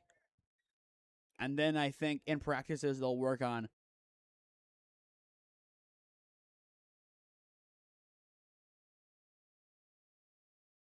looking to get in shape and join a great community? Look no further than CrossFit Strongsville. We offer classes taught by our amazing staff of coaches. If going solo is more your speed, stop in for our open gym hours. Visit our website at CrossFitStrongsville.com to learn more and view our schedule. Visit our new location at 12608 Alameda Drive in Strongsville. Strongsville CrossFit, you're worth it. You deserve to be healthier and happier. We do apologize. It appears that the McKinley Wi-Fi timed out on us to end the broadcast. 14 junior final missed really nothing, Matt, but your player of the game, that was solidified long ago. I think we kind of knew it heading in here, as your player of the game presented by the Healthy Issue Chiropractic Center is going to go to Braden Clark. 6 RBIs for him today, 3 hits, a home run, 2 doubles. How key was he? If I can figure out my microphone. Yeah, I think, again, I think we said this the last game. It was hard to figure out who would have been it because there's so many good performers. But again, 6 RBIs and did he hit the home run too? Yes, he did. Yeah, I think just overall great performance to get your team kind of rolling in that game. But as Country Roads rings out, how sweet is this win for the Mountaineer Lumber Company? Probably pretty good, I'd imagine. Just a very good ending to the night for them. They're back in the saddle tomorrow morning, 10 a.m. Then there were 2, the Lumber Company and the Terriers. May the best team win. To stay up to date on all the games that we are covering, follow SmeeSports on Instagram and TikTok, SmeeSports LLC on Facebook and LinkedIn, and SmeeFest 2024 on Twitter. As well, go down below and subscribe. While there is no added cost, it greatly helps out all that we do here at SmeeSports as we cover the best of the Cleveland and Stark County areas. Tomorrow is our final broadcast of the summer. We thank everyone who has tuned in for the support so far this season, and we look forward to what we do in the back half of 2026. As well, if you want to advertise with us, information is on your screen as to how you can make that happen. Closing thoughts, Matt? Mishmash of colored commentators throughout the day, but a fun day of baseball once again at Thurman Munson Stadium. But this is Nathan Smee along with Matt Tubb signing off from Thurman Munson Stadium in Canton, as this has been the NABF Collegiate World Series on SmeeSports in partnership with the WRCL. We thank you all for tuning in, and we will see you again tomorrow bright and early to finish out the summer.